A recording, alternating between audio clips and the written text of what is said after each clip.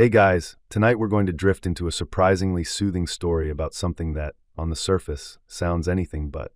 We're going to explore the quiet, almost hypnotic rhythm of the planes during the Berlin Airlift, a period where the constant drone of engines became the very lullaby of survival. It might sound like a history lesson you'll never make it through without falling asleep, and frankly, that's the goal. So before you get comfortable, take a moment to like the video and subscribe, but only if you genuinely enjoy what I do here. Let me know where you're listening from and what time it is for you in the comments below. Now dim the lights, maybe turn on a fan for that soft background hum, and let's ease into tonight's journey together. You find yourself standing in the shadowed quiet of post-war Berlin, a city that breathes with a shallow, ragged sigh. The rubble, still a prominent feature of the skyline, seems to absorb sound, leaving an unnerving hush in the air. It's not the quiet of peace, but the quiet of something holding its breath, waiting. You can almost taste the dust and the lingering scent of damp, decaying plaster. The air is often cold, even in what should be the warmer months, carrying a pervasive chill that settles deep in your bones, a reminder of the scarcity of fuel and the constant, nagging cold that seems to seep through thin walls and threadbare clothes. Around you, the city's lifeblood, its supply lines, are slowly, imperceptibly at first, being squeezed. It's like watching a silent film where the villain, unseen, is tightening a knot. This isn't a sudden, dramatic explosion, no, nothing so jarring. It's a creeping, insidious silence that grows heavier each day. One morning, the usual delivery trucks simply don't arrive. Then the trains, which once rumbled with a comforting predictability, begin to slow, then stop altogether. The roads, once bustling with the tentative rebirth of traffic, become eerily still, save for the occasional military vehicle or the desperate shuffle of pedestrians. You might think, oh, it's just a hiccup, like when your internet goes out for 5 minutes and you suddenly remember what silence sounds like, only to realize this silence isn't temporary. The feeling is one of subtle strangulation. You walk through the streets, and the usual sounds of urban life, the distant clatter of a tram, the chatter of market vendors, the playful shouts of children, are replaced by a profound emptiness. Stores, their windows often boarded or shattered, display increasingly barren shelves. What little remains is rationed with a meticulousness that would make even the most dedicated coupon clipper weep.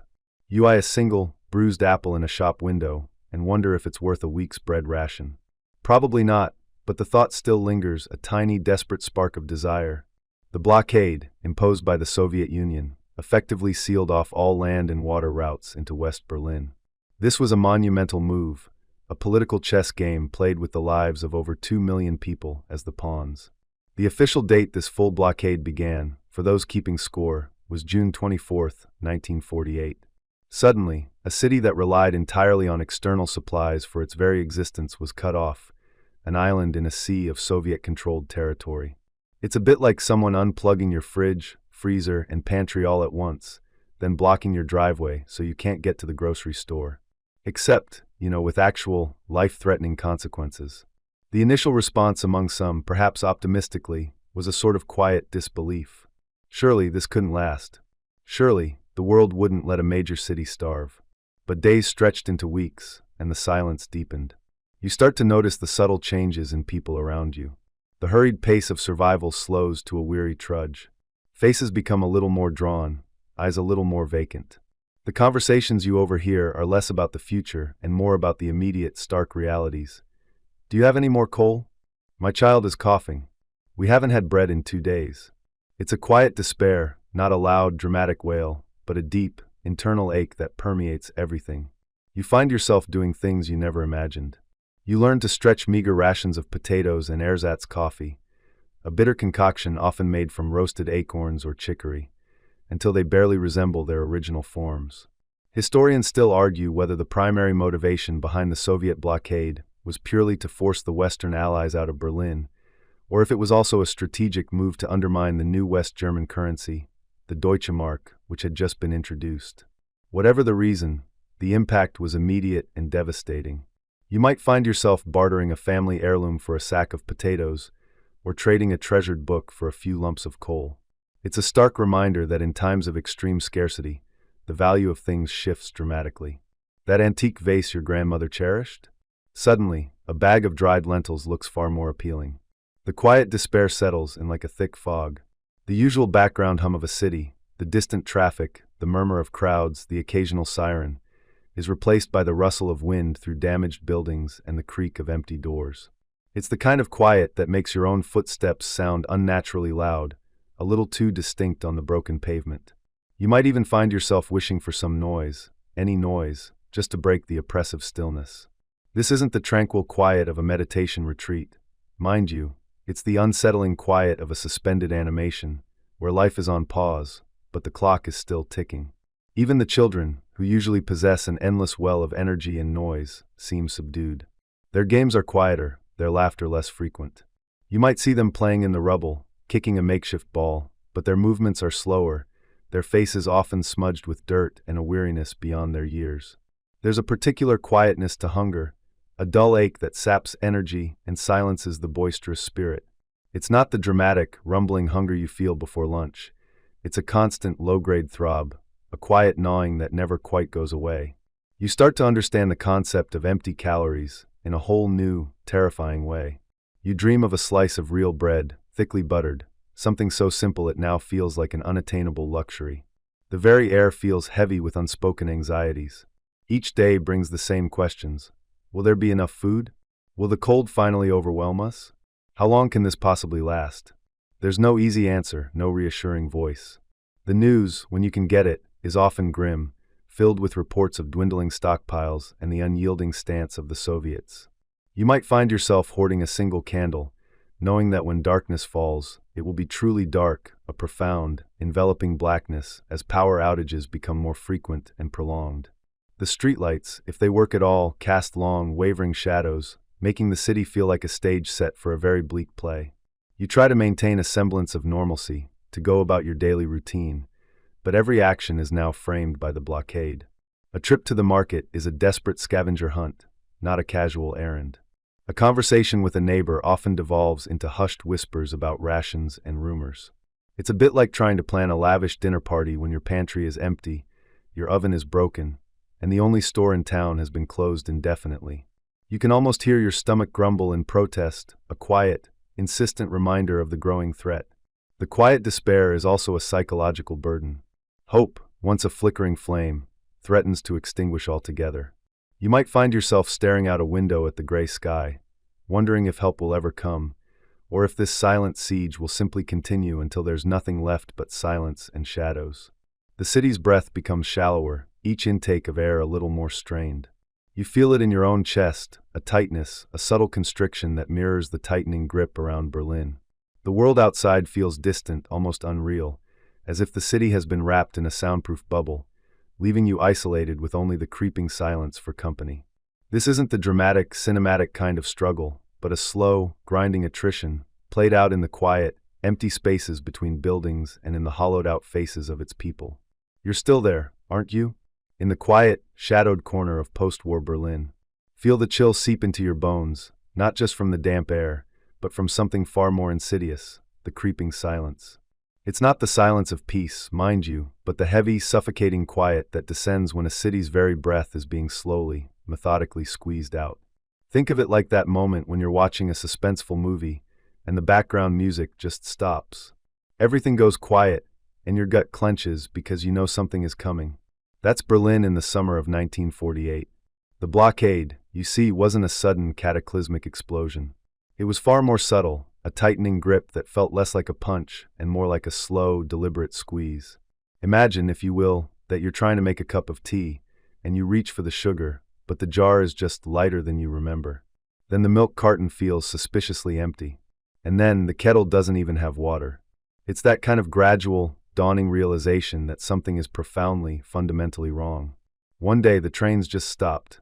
The rumble that had been a constant, if sometimes irritating, companion to Berliners for generations just faded. No more goods rattling in from the west. No more fresh produce, no more raw materials for the struggling factories, no more coal to fuel the city's homes and industries. And then the barges, those slow, placid giants of the canals, they too ceased their rhythmic churn. The waterways, once arteries of commerce, became still, reflective surfaces mirroring an increasingly anxious sky. It was like someone had quietly, almost politely, turned off the city's main power switch, but only for the external connections. And you're left in the dimly lit room, wondering when the internal battery will run out. You might not notice it at first, not truly. Life, stubborn thing that it is, continues. You still wake up, you still trudge to work, if you have it. But then you start to see the subtle shifts. The queues for bread grow a little longer, the portions a little smaller. That satisfying, slightly burnt smell of roasting coffee that used to waft from the local shop. It's gone, replaced by, well, nothing much. Just the damp, cool scent of stone and a hint of desperation. It's like your favorite podcast suddenly started having longer and longer silences between segments, and then you realize the host just stopped talking altogether. Awkward. The silence truly begins to creep in. The clatter of trams becomes less frequent, their electric hum less vibrant, until they, too, often cease altogether for long stretches. The distant clang of factory machinery, once a symbol of a city trying to rebuild, dwindles to an occasional cough, then nothing. Even the chatter of people in the streets seems to lower, as if everyone is unconsciously conserving their breath, their energy. You find yourself listening, not for sounds, but for the absence of them. It's a chilling kind of auditory deprivation, isn't it?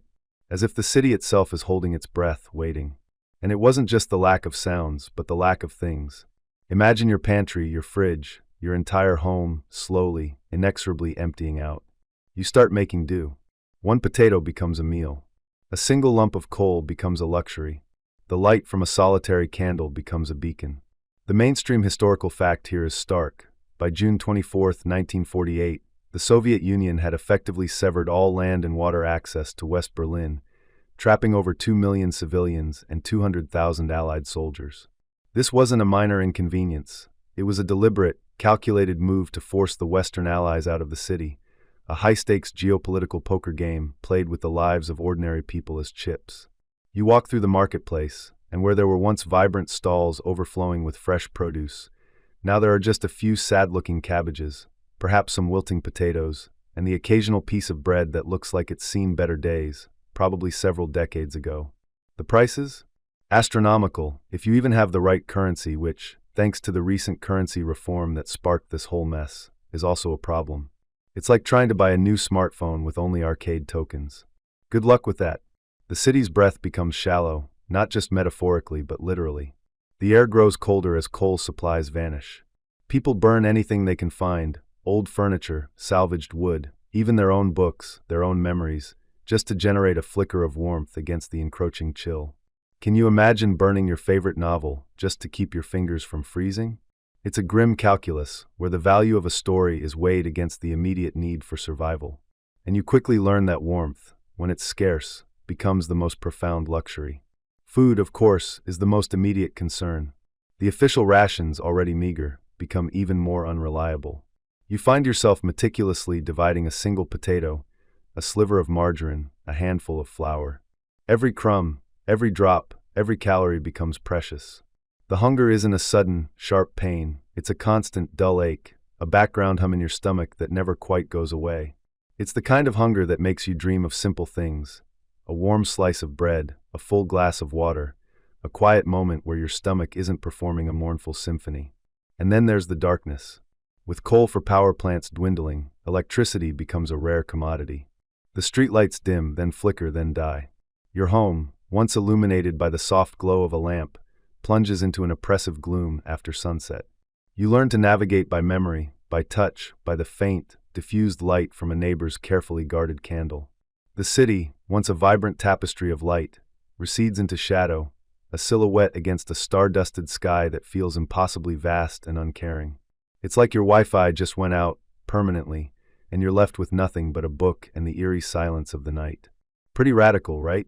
The quirky tidbit here is that in the face of dwindling supplies, people became incredibly inventive. One resourceful Berlin family reportedly started a small business making ersatz coffee from roasted acorns and chicory, which, while not exactly a gourmet experience, at least provided a warm, dark liquid that looked like coffee. Imagine the pitch. Our coffee? It's earthy. Very, very earthy. You can almost hear the gentle sarcasm in their voices, a coping mechanism in itself. The medical supplies, too, dwindle. Hospitals, already struggling with post-war damage and a shortage of personnel, find themselves without basic medicines, without bandages, without even enough clean water. A simple cut can become a life-threatening infection. A common cold can escalate into pneumonia. The vulnerability is palpable, a constant, low-grade thrum of fear beneath the surface of daily life. You feel it in the way people move, a little more carefully, a little more slowly, as if trying not to disturb the fragile balance of their own health. The psychological toll is immense. The initial shock gives way to a gnawing uncertainty. How long can this last? Will help come? Will we starve? Will we freeze? The questions hang in the air, unspoken but omnipresent, heavier than the cold, heavier than the hunger. You find yourself scanning the horizon, listening for sounds that don't come. The silence, which once might have been a welcome respite, now feels like a vast, empty space where hope struggles to breathe. Historians still argue whether the Soviet Union truly intended for the blockade to be a permanent solution, or if it was primarily a pressure tactic designed to force the Western Allies to abandon their presence in Berlin. Was it a bluff? A serious power play? The answer remains elusive, a whispered debate in academic halls. You start to develop a new kind of awareness, a hypervigilance born of necessity. You notice every crumb on the floor, every stray piece of wood, every drop of water. You learn to stretch what little you have, to make do with less, to adapt with a grim determination. The communal spirit, though strained, also strengthens in subtle ways. Neighbors share what they can, a small potato here, a piece of news there. There's a quiet camaraderie in shared hardship, a nod of understanding between strangers in the queues. You might even find yourself sharing a dry, tasteless joke with someone you've never spoken to before, just to break the suffocating tension, a little spark of defiance against the encroaching gloom. Well, you might say, gesturing at the empty shelves, at least we're all on the same diet now. A grim laugh, perhaps, but a laugh nonetheless. The city's breath becomes shallower, not just from lack of food and warmth, but from the simple, terrifying realization that the outside world, for all intents and purposes, has vanished. You are isolated, cut off. The world beyond the Soviet checkpoints might as well be on another planet. And that feeling of being an island, adrift in a sea of uncertainty, is perhaps the most profound silence of all. The hope, which was once a bright flame, dwindles to a flickering ember, carefully guarded, almost instinctively, deep within you. You cling to it, even as the cold seeps deeper, even as your stomach rumbles, even as the darkness presses in. Because what else is there, really? The expectation of a train, the hope for a truck, the distant possibility of a barge, these fade, replaced by a stark, empty horizon. The city, once bustling, now feels like a grand, decaying monument to a past vibrancy, slowly being consumed by the quiet, relentless pressure of the blockade. You learn to live with the gnawing emptiness, the cold, the dimness. It becomes your new normal, a slow, suffocating rhythm of scarcity. And you wait. You simply wait. You're still there, aren't you? In the shadowed quiet of Berlin, feeling that creeping silence, that subtle, insidious tightening around the city's throat. The air itself seems to grow heavier, not with humidity, but with an unspoken question. What now? You watch as the remaining supplies dwindle, as the flicker of hope in people's eyes dims with each passing day. The city, once a vibrant, if scarred, heart of Europe, feels like a patient slowly fading, its breath becoming shallow, its pulse weakening. The only sounds are the occasional creak of a floorboard, the distant wail of a child, the quiet rustle of worry. It's the kind of silence that makes your ears ring, a vacuum where the hum of normal life used to be. And then, in the midst of this profound stillness, you begin to hear it. Not with your ears, not yet, but with the part of your mind that processes the truly outlandish, the utterly improbable. It starts as a whisper, fainter than a sigh on a windless night, almost a dreamlike suggestion born of desperation and a stubborn refusal to yield. An airlift. The very words, strung together, sound less like a practical solution and more like a fevered fantasy. You might even chuckle, a dry, humorless sound, at the sheer absurdity of it. An entire city, fed and fueled, from the sky. It's like suggesting you could water the Sahara with a teacup. Or perhaps like trying to deliver every single Amazon package in a major metropolitan area solely by drone, back in the 1940s. Utterly preposterous. But the whisper persists, doesn't it? It drifts through the smoke-filled rooms where generals and politicians huddle, through the corridors of power in Washington and London, carried on the exhausted breaths of men grappling with an impossible problem. You can almost feel the collective sigh of disbelief that must have rippled through those initial discussions. Asterisk, fly everything in. Are you mad? Asterisk, the sheer scale of the logistics required would make even a modern-day supply chain manager break out in a cold sweat. Imagine trying to calculate the daily caloric intake for 2 million people, plus their coal for heating, their medicine, their raw materials for the few remaining factories. It wasn't just a few crates of emergency rations, it was the lifeblood of a metropolis. Think about the objections that must have been raised, the practicalities that screamed no at every turn.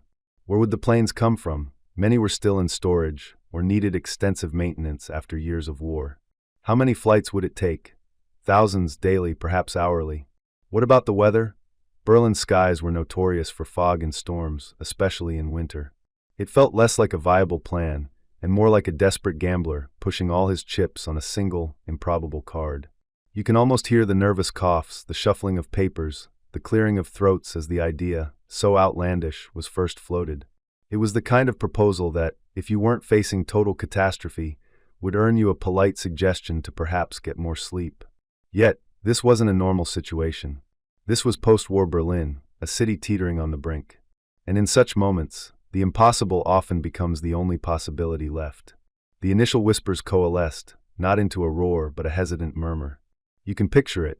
A general, perhaps Lucius D. Clay, the American military governor in Germany, leaning back in his chair, tired eyes scanning a map of Berlin, his mind racing through every conventional option and finding them all blocked.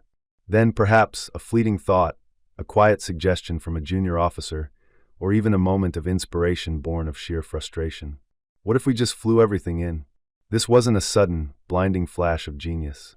It was more like the slow, hesitant shaping of a clay pot on a potter's wheel. First, a lump of an idea, rough and unformed. Then gentle pressure, a tentative shaping. The concept of an airlift had been considered before, for smaller, more contained situations, but never on this monumental scale. To sustain an entire city from the sky was utterly unprecedented. It was the kind of audacious thinking that emerges when you're backed into a corner, when all the sensible doors are locked, and the only window left open is very, very high up. You might imagine the early planning meetings. Not grand, decisive affairs, but perhaps small gatherings late at night, fueled by stale coffee and the gnawing anxiety of the blockade. There would have been maps spread out, not just of Berlin, but of airfields across West Germany, of the potential flight corridors, of the very limited number of planes available.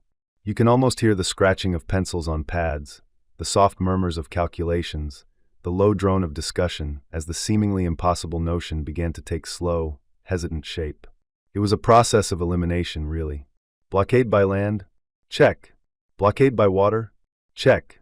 Blockade by rail? Check. What's left? The air.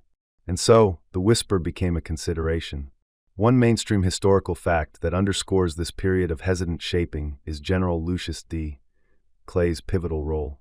He was the one who, despite immense skepticism from some quarters, firmly believed that the United States had a moral and strategic imperative to stay in Berlin. When asked if he had enough planes to supply the city, his initial response, born of a mixture of bravado and desperation, was a confident yes. This was a crucial moment, transforming a whisper into a declaration, even if the logistics behind that yes were still largely theoretical, a hopeful projection rather than a concrete plan. He was, in essence, saying, "We will find a way to make this dreamlike idea a reality." The initial estimates for what was needed were staggering. Hundreds of tons of food, thousands of tons of coal daily. To put that into perspective, imagine trying to move the contents of a small mountain, piece, by air, every single day. The numbers alone were enough to make seasoned strategists balk. Yet, the alternative was worse: the starvation of 2 million people and a profound geopolitical defeat. So the whisper grew a little louder, gathering momentum, pushed by the sheer weight of necessity. And here's a quirky, almost fringe tidbit that highlights the initial, almost naive optimism, or perhaps sheer desperation, surrounding the early concept. Some very early, almost fleeting, discussions even considered using gliders to transport supplies. Imagine that.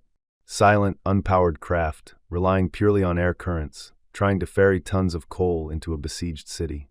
It's the kind of idea that makes you smile sleepily now, a testament to the wild, out-of-the-box thinking that desperate times can inspire, before the cold, hard realities of physics and logistics quickly brought everyone back to the thrumming, fuel-guzzling reality of powered flight. It's quite funny when you think about it. Right, so we'll just float in a few thousand tons of coal on glorified kites. What could possibly go wrong? The idea wasn't universally embraced, of course. There were many who argued it was too risky, too expensive, too vulnerable to Soviet interference. Some suggested it was a mere delaying tactic, a way to buy time before an inevitable retreat. But the alternative, abandoning Berlin, was politically and morally unthinkable for the Western Allies. So the hesitant shaping continued, driven by a quiet but fierce determination. You can almost feel the tension in those rooms, the weight of the decision pressing down on every participant. Historians still argue whether the initial impetus for the airlift was purely humanitarian, a genuine desire to alleviate suffering, or primarily a strategic gambit, a calculated display of Western resolve against Soviet expansion. Perhaps it was, as most complex historical events are, a blend of both. The suffering in Berlin was undeniable, a powerful moral call to action. But the political stakes were equally high, a test of wills in the nascent Cold War. This debate, however, doesn't diminish the audacity of the idea itself, the sheer imaginative leap required to conceive of such an undertaking. As the whisper of an airlift began to solidify into a serious proposal, the focus shifted from if to how. The scale of the challenge was immense, but the human capacity for ingenuity, when pushed to the brink, is often surprising. The notion of a corridor in the sky, a continuous, almost conveyor belt-like flow of aircraft, began to take shape. It was still a dream, a theoretical construct, but it was a dream that was slowly, painstakingly, being drawn onto maps and discussed in hushed, urgent tones. The quiet despair of Berlin hadn't lifted, not truly, but a faint, almost imperceptible tremor of hope, born from the sheer unlikelihood of this idea, was beginning to stir. You can sense it, that almost imperceptible shift in the atmosphere, as a seemingly impossible notion, so outlandish it felt like a dream, began to take slow, hesitant, but undeniable shape. You linger in that quiet despair, the city holding its breath, a collective sigh caught in the chilly air. The blockade has tightened its grip, not with a sudden violent choke, but with the slow, insidious pressure of a python. Days bleed into weeks, and the initial shock gives way to a gnawing, low-level anxiety that permeates every cobblestone, every shadowed alleyway. The silence, once a welcome respite from the cacophony of war, now feels heavy, oppressive, like a blanket woven from scarcity and fear. You find yourself listening to it, this silence, trying to discern its subtle shifts, its deepening hum of absence. Then one day something stirs. It's not a sudden roar, not a dramatic trumpet blast announcing salvation. Oh no, that would be far too Hollywood, and frankly, too much effort for a sleepy history lesson. Instead, it's a whisper, a distant, almost imperceptible tremor in the very fabric of the air. You might dismiss it at first, a trick of the wind, or perhaps the rumble of a faraway truck. Though trucks are increasingly rare these days, aren't they? Your ears, however, attuned to the pervasive quiet, pick up on it again. A faint, persistent thrum, like a giant, very sleepy bumblebee just waking up after a long nap. It grows ever so gradually, not louder necessarily, but closer. It's a sound you haven't truly heard in weeks, not in this context anyway. The sound of an engine. Not a car, not a train. This is different. This is higher, more ethereal, a sound that belongs to the sky. You crane your neck, along with countless others who are now also pausing, squinting upwards. The sun, if it's out, seems to mock your strained vision, painting the sky with an indifferent blue. And then you see it, a dark speck emerging from the hazy horizon. It's small, almost insignificant against the vastness of the sky, but its presence is monumental. It grows, slowly resolving into a distinct shape. A plane. Not a sleek, modern jet, mind you, but a workhorse, a veteran of countless wartime skies. It's a C-47 Skitran, or a Dakota, as the British affectionately called them. Its twin engines churn with a steady, almost comforting rhythm, a sound that promises something other than bombs or dogfights. This is a sound of purpose, of intent, of something utterly, unbelievably new. Historians still debate whether the initial flights were genuinely conceived as the beginning of a full-scale airlift, or if they were primarily a political bluff intended to pressure the Soviets into lifting the blockade. But for you, standing on the ground, watching that first plane, such geopolitical machinations are far from your mind. All you know is that something is happening, something that defies the silent logic of the blockade. This wasn't some grand, orchestrated spectacle with fireworks and a marching band. It was far more humble, far more immediate. On June 26, 1948, the very first planes of what would become the Berlin Airlift took to the skies. These early flights, part of what the Americans dubbed Operation Vittles, were less a meticulously planned operation and more of a desperate, audacious gamble. The initial goal was simply to see if it could even work. Could they actually get enough supplies in? Or would this be just another fleeting hope, crushed by the sheer logistical impossibility of it all? You watch as the C-47, lumbering but graceful, traces its path across the sky. It doesn't look like much, really. It's not sleek or fast, more like a flying bus than a fighter jet. But its very presence, its gentle, persistent drone, is a balm to your frayed nerves.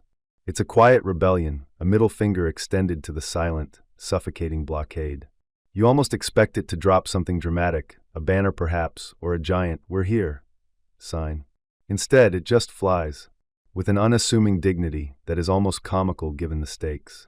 The ascent of these very first planes was less a thunderous declaration and more a tentative, almost shy, lifting into the sky. Imagine the pilots, sitting in those cockpits, perhaps chewing on a piece of gum, trying to look cool and collected while inside they're probably thinking, okay, so we're flying into a blockaded city with some flour. What could possibly go wrong? Besides, everything. It was a bit like being asked to deliver a pizza across a war zone, but the pizza was vital sustenance for 2 million people, and the delivery vehicle was a slightly modified old bomber. Talk about pressure. The gentle rhythm began to stir, not with a bang, but with a quiet, steady beat. These weren't waves of bombers, but individual aircraft, spaced out, each a tiny, solitary beacon of hope. You can almost feel the collective intake of breath from the city below as the first one approaches Tempelhof Airport. The ground crews, some still skeptical, others just numb, stand ready. They've seen planes before, of course, but never like this. Never with this kind of quiet, desperate purpose. A quirky tidbit from those early days. The very first cargo delivered by the British Royal Air Force on June 26 included powdered milk and flour. The Americans, following swiftly, brought in flour and medicine. It wasn't gold, it wasn't diamonds. It was the stuff of everyday survival, the most basic necessities. It was a tangible promise, not of victory, but of simply not giving up. It's a bit like when you're absolutely starving and someone hands you a plain piece of toast. It's not fancy, but oh, is it beautiful. As the first plane descends, you notice the subtle shift in the air pressure, the increasing hum of its approach. It's not a dive, not a dramatic landing, but a controlled, almost delicate descent. The wheels touch down with a soft squeal, and then the rumble of the engines as it taxis towards the unloading area. There's no fanfare, no cheering crowds yet. Just a quiet, almost stunned observation. The impossible has become possible, at least for this one moment. The second plane follows, then a third, each one a testament to sheer, stubborn persistence. They are not numerous enough to solve the problem immediately, not by a long shot. But they are there. Their presence is a new, gentle rhythm beginning to stir in the skies above the besieged city. It's the beginning of a heartbeat, faint at first, but undeniably present. It's the sound of hope, delivered one engine hum at a time. It's a bit like when you're trying to fall asleep and you hear the distant, repetitive hum of a refrigerator. It's not a lullaby, but it's a constant, reassuring presence that tells you things are still working, even in the quiet of the night. The ground crews, though few in number at first, move with a quiet efficiency. They unload the precious cargo, bags of flour, sacks of coal, crates of medicine. Each item handled with a reverence usually reserved for religious artifacts. You see the faces of the workers, tired, strained, but now with a flicker of something in their eyes, a spark that wasn't there yesterday. This isn't just cargo, it's a lifeline. It's a whisper that says, "You are not forgotten." This initial, quiet ascent of the first planes was the turning point. It wasn't a roar, but a steady, almost meditative thrum that began to replace the silence. It was the first note in a symphony that would define the next year of Berlin's existence, a symphony of survival, played out 24 hours a day, 7 days a week, high above the clouds. And as the first few planes completed their gentle lifts into the sky, a seed of possibility, tiny but tenacious, was planted in the heart of a city that had almost given up hope. You find your gaze, still resting on the quiet ascent of those first few planes, lingering a moment longer than perhaps it should. Because in those initial tentative climbs, there wasn't yet the pervasive, rhythmic hum you've come to anticipate. No, not yet. Imagine, if you will, the sky above Berlin in those very early days of the airlift. It wasn't quite the orchestrated aerial ballet that would soon soothe the city's frayed nerves. It was more like a slightly awkward experimental dance class. A few brave souls trying out new steps, occasionally bumping into each other, or perhaps just looking a bit lost in the vast, empty ballroom of the sky. There was a palpable sense of improvisation, a hopeful chaos that whispered, "Well, we're trying something." You could almost hear the collective sigh of the pilots as they navigated, not by rigid, predefined pathways, but by a mix of intuition, radio chatter that was probably more akin to a squawking chicken coop than a professional air traffic control tower, and a healthy dose of pure, unadulterated grit. It was like trying to organize a massive family road trip without a map, a GPS, or even a clear idea of how many cars were actually coming. Just a general, "Hey, meet us at Grandma's house, eventually." But that couldn't last. Oh no, the sheer, overwhelming need of a city teetering on the brink of collapse demanded more than hopeful chaos. It demanded order. It demanded precision. It demanded a system so meticulously crafted, so rigorously adhered to, that it would transform those hesitant ascents into a continuous, comforting flow. And so you begin to perceive the subtle, almost imperceptible shift in the air itself. A new kind of energy, a quiet determination, settling over the makeshift airfields and the desperate, watchful eyes below. You start to hear the gradual establishment of these flight paths, like invisible, aerial highways being meticulously drawn across the sky. Think of it less as a sudden flick of a switch, and more like the slow, deliberate tuning of a vast, complex instrument. One by one, each plane began to find its precise, predictable place in what would become the nascent aerial ballet. It wasn't just about getting planes up there, it was about getting them through there and down there, in a continuous loop, without colliding, without wasting precious seconds, and without losing their way in the often treacherous European weather. This wasn't some casual suggestion of just fly northish. This was an engineering feat of air traffic control, born out of necessity and forged in the crucible of desperation. The mainstream historical fact here, the bedrock of this aerial order, lies in the establishment of the 3 narrow air corridors, each just 20 miles wide, stretching from West Germany into Berlin.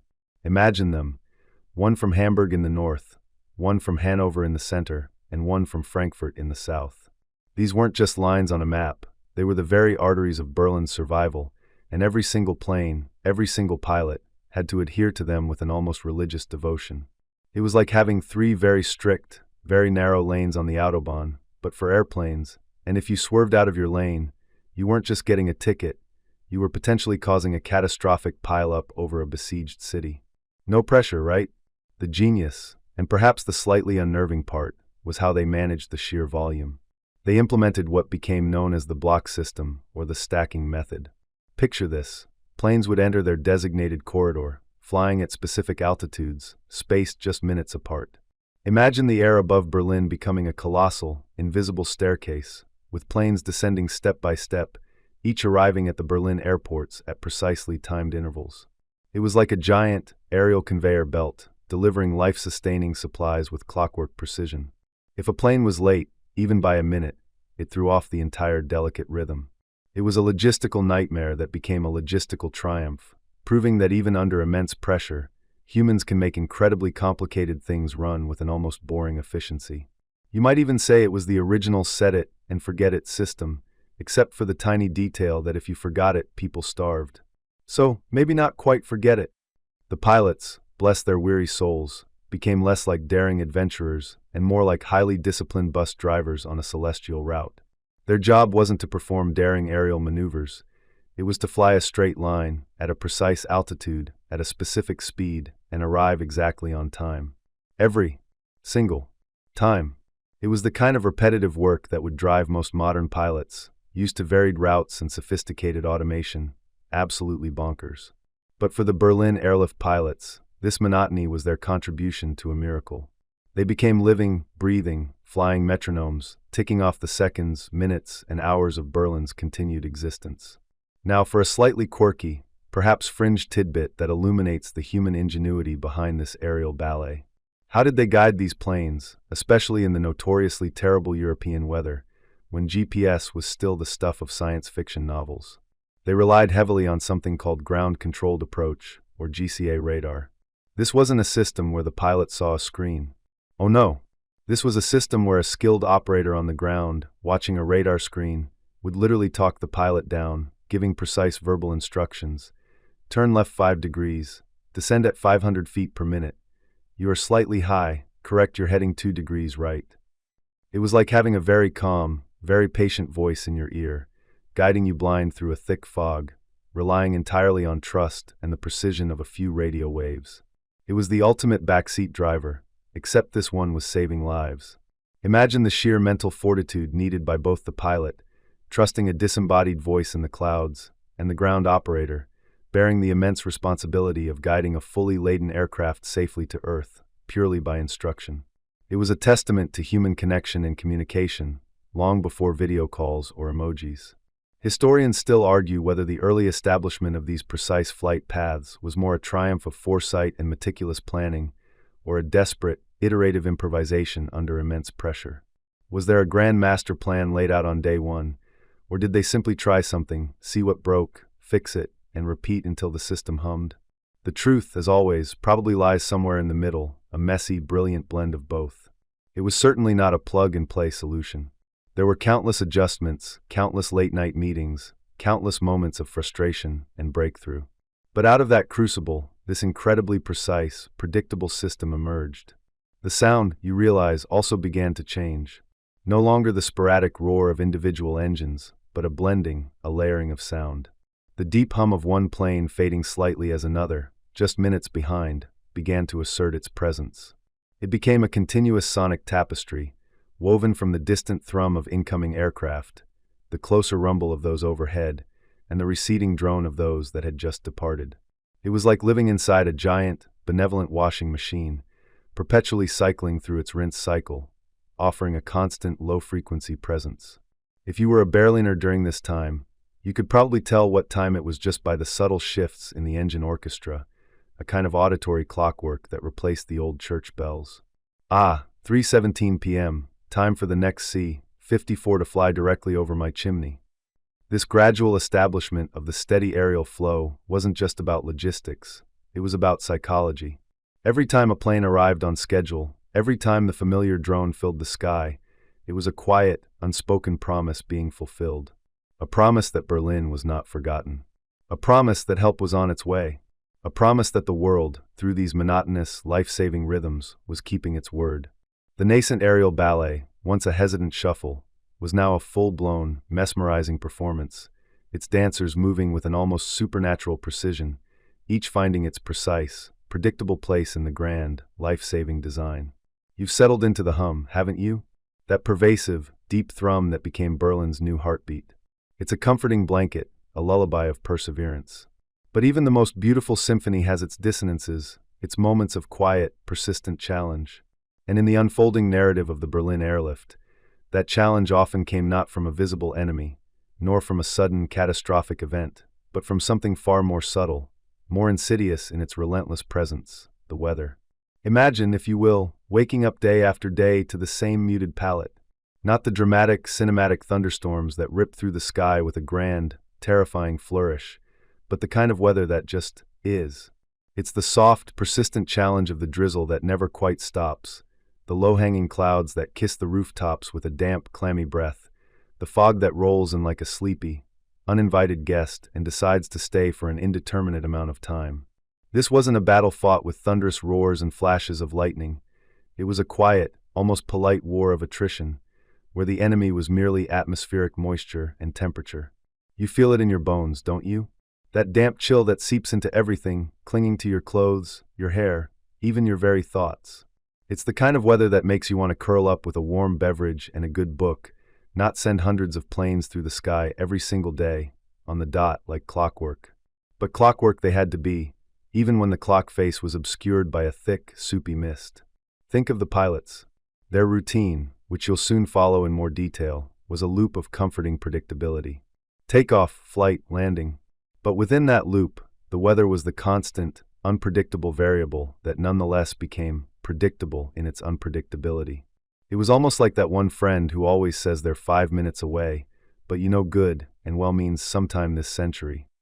The weather wasn't always 5 minutes away, but it was always there, lurking, ready to throw a wrench into the meticulously planned aerial ballet. The most notorious antagonist in this atmospheric drama was undoubtedly the fog.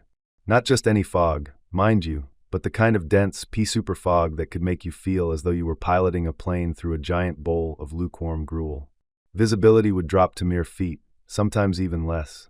For pilots, who were already navigating a complex, tightly scheduled air corridor, this wasn't just an inconvenience. It was a profound test of nerve, skill, and an almost superhuman reliance on instruments. Imagine flying a perfectly good aircraft, loaded with vital supplies, and knowing that outside your cockpit window, there was absolutely nothing to see but a swirling, opaque whiteness. You're flying blind, relying solely on the glowing dials and needles that whisper secrets of altitude, heading, and speed. It's less like flying and more like playing a very high-stakes game of pin the tail on the donkey, except the donkey is a runway and the tail is your multi-ton cargo plane.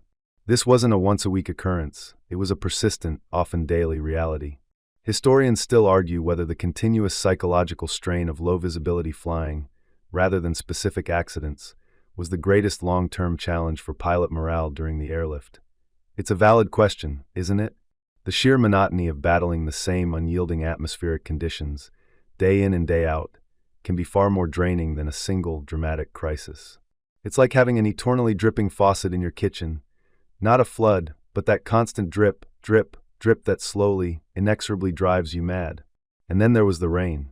Not the cleansing, refreshing kind, but the perpetual drizzle, the kind that dampens everything without ever quite washing it clean. It meant slick runways, reduced braking efficiency, and an added layer of visual distortion as the raindrops splattered across the cockpit windscreen. It wasn't enough to ground flights, but it was enough to make every landing just a little bit trickier, every takeoff just a touch more demanding. It was the universe's way of saying, "You think this is easy? Think again." But the weather wasn't just a challenge for visibility. It also brought the insidious threat of icing. You see, when temperatures dropped to just the right, or rather wrong, point, and there was sufficient moisture in the air, ice would begin to accumulate on the wings, propellers, and control surfaces of the aircraft. This wasn't just a pretty coating, it was a serious aerodynamic menace. Ice adds weight, disrupts airflow, reduces lift, and can even jam control surfaces. Think of it like trying to run a marathon with an invisible, ever-growing layer of concrete slowly coating your entire body. Not ideal for a graceful aerial ballet. Pilots had to constantly monitor for ice, relying on de-icing systems and, in older planes, even manual removal where possible. It was a constant battle, a quiet negotiation with the very laws of physics, trying to keep the planes light and responsive in conditions that begged them to become heavy, sluggish, and unresponsive. The wind, too, played its part. Not just the gentle breezes, but the crosswinds that would whip across the runways, making landings feel less like a controlled descent and more like a wrestling match with an invisible giant octopus. You'd be coming in, perfectly aligned, and then wham, a gust would hit you, pushing you sideways, demanding immediate, precise correction. It was a dance of minute adjustments, a constant, almost imperceptible tug-of-war between pilot and atmosphere. For the ground crews, the weather was an equally persistent, if different, adversary. Imagine trying to refuel a plane in a driving rain, or perform delicate maintenance checks with numb fingers in sub-zero temperatures. The metal of the aircraft became a conductor for the cold, the tools slippery with moisture. Every task, already demanding precision and speed, was made just that much harder by the elements. It's like trying to assemble IKEA furniture in a blizzard, except the furniture is an airplane and failure means hundreds of thousands of people don't eat.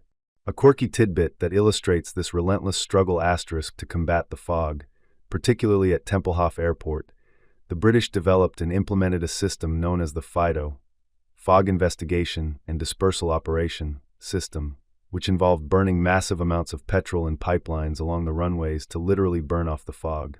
While not used extensively during the airlift due to fuel constraints and the sheer scale of the fog, the very concept speaks to the desperation and ingenuity required to battle the persistent atmospheric adversary. Imagine the sheer, raw heat, the roaring flames, just to clear a patch of air.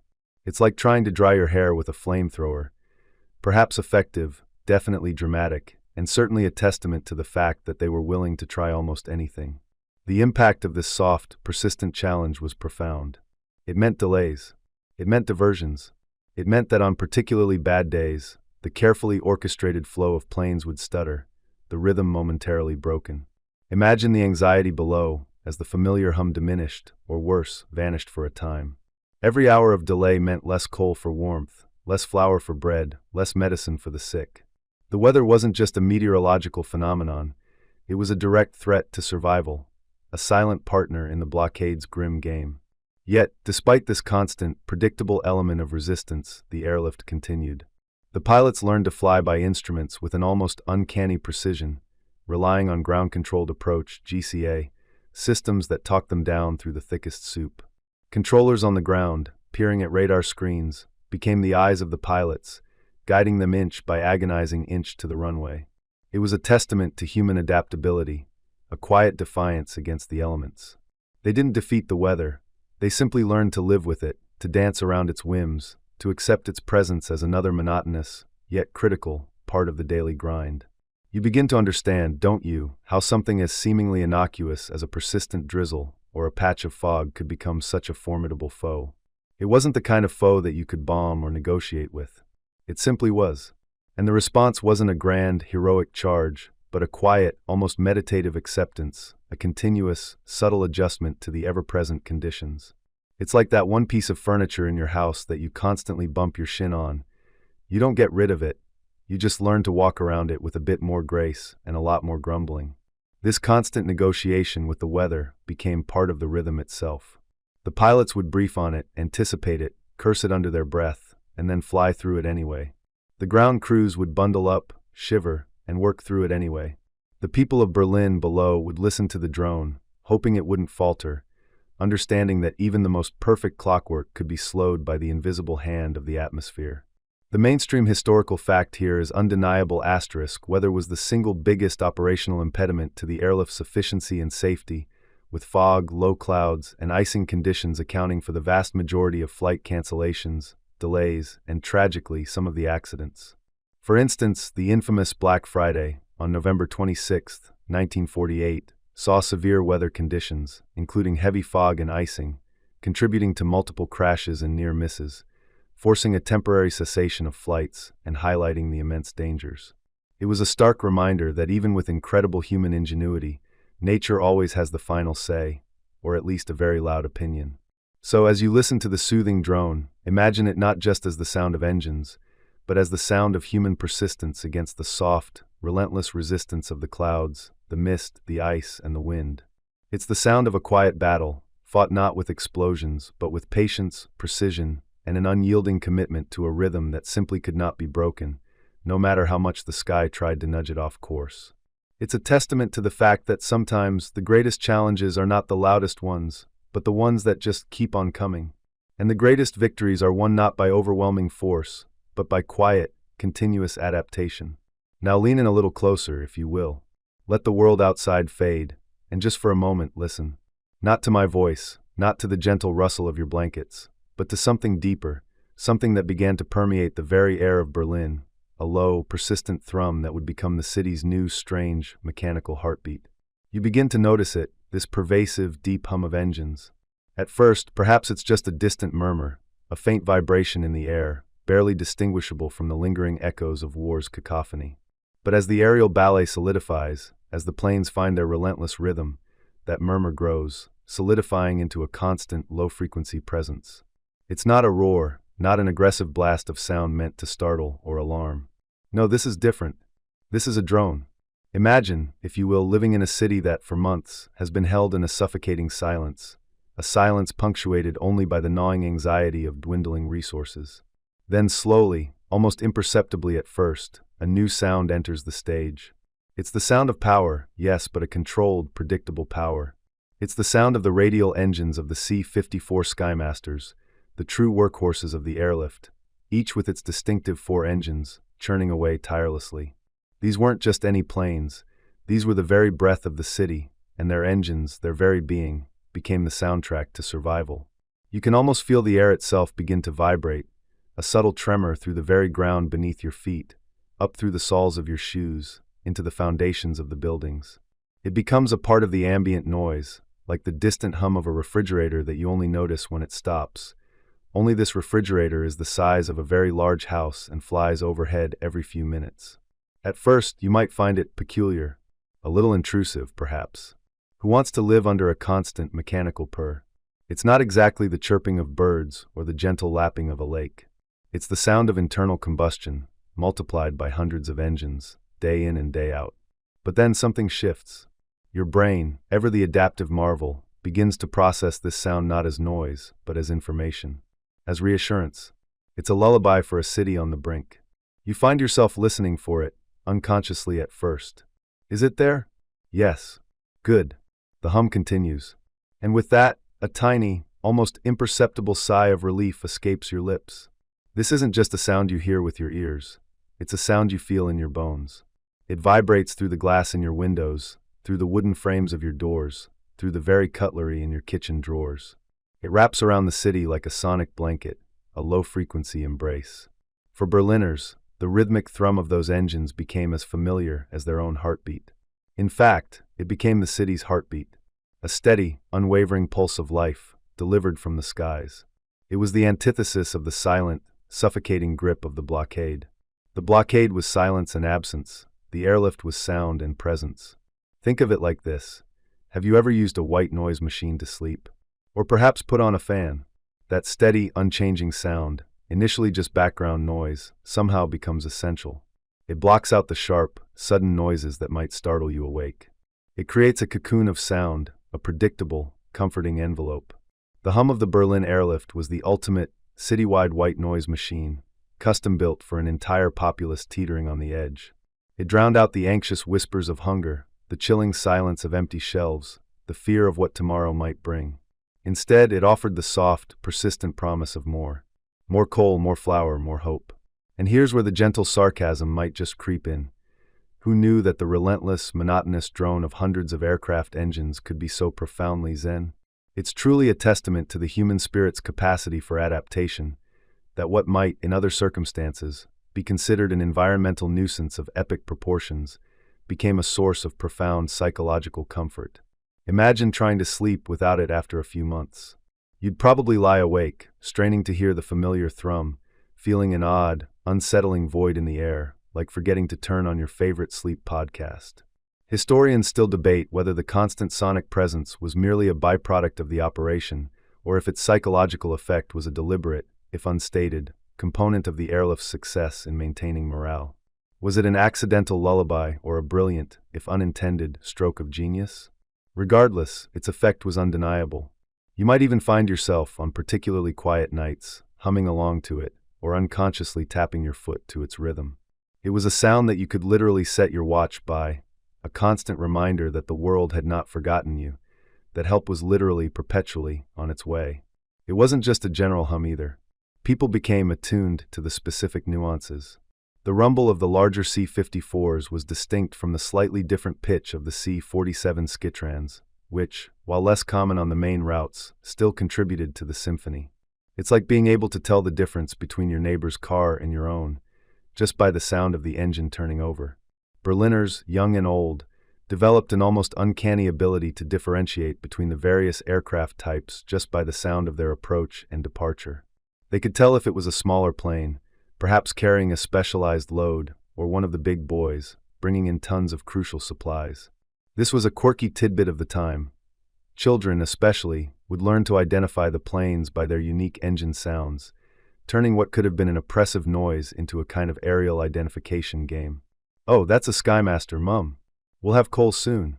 The low-frequency vibrations, the persistent thrumming, it wasn't just external. It permeated your very being. It was the sound of life, of effort, of a promise being kept, minute after minute, hour after hour, day after day. It never stopped. Never. Not for storms, not for darkness, not for holidays. That relentless consistency was itself a form of comfort. In a world that had been turned upside down, where uncertainty reigned supreme, the one thing you could count on was that steady, unwavering hum. It was the sound of persistence, of unwavering commitment, a sonic anchor in a sea of chaos. And for those who were trying to sleep, it became the ultimate sleep aid. Forget counting sheep. You just listened to the rhythmic purr of 1,000 horsepower overhead. It was a deep, resonating hum that seemed to reach into your very soul, calming the frantic beat of your own anxious heart. You could close your eyes, drift off, knowing that the hum was there, a tireless sentinel, guarding your slumber, bringing tomorrow's breakfast, tomorrow's warmth, tomorrow's hope. Who needed fancy meditation apps when you had the real-time, live performance of the Berlin Airlift's engine orchestra? It was the original ASMR experience, delivered live, 24/7, with tangible, life-saving benefits. And it certainly beat the alternative of silence, which often meant the slow, creeping dread of starvation. No, this hum was a welcome friend, a constant companion, a sound that whispered, "You are not alone. We are here. And we are coming."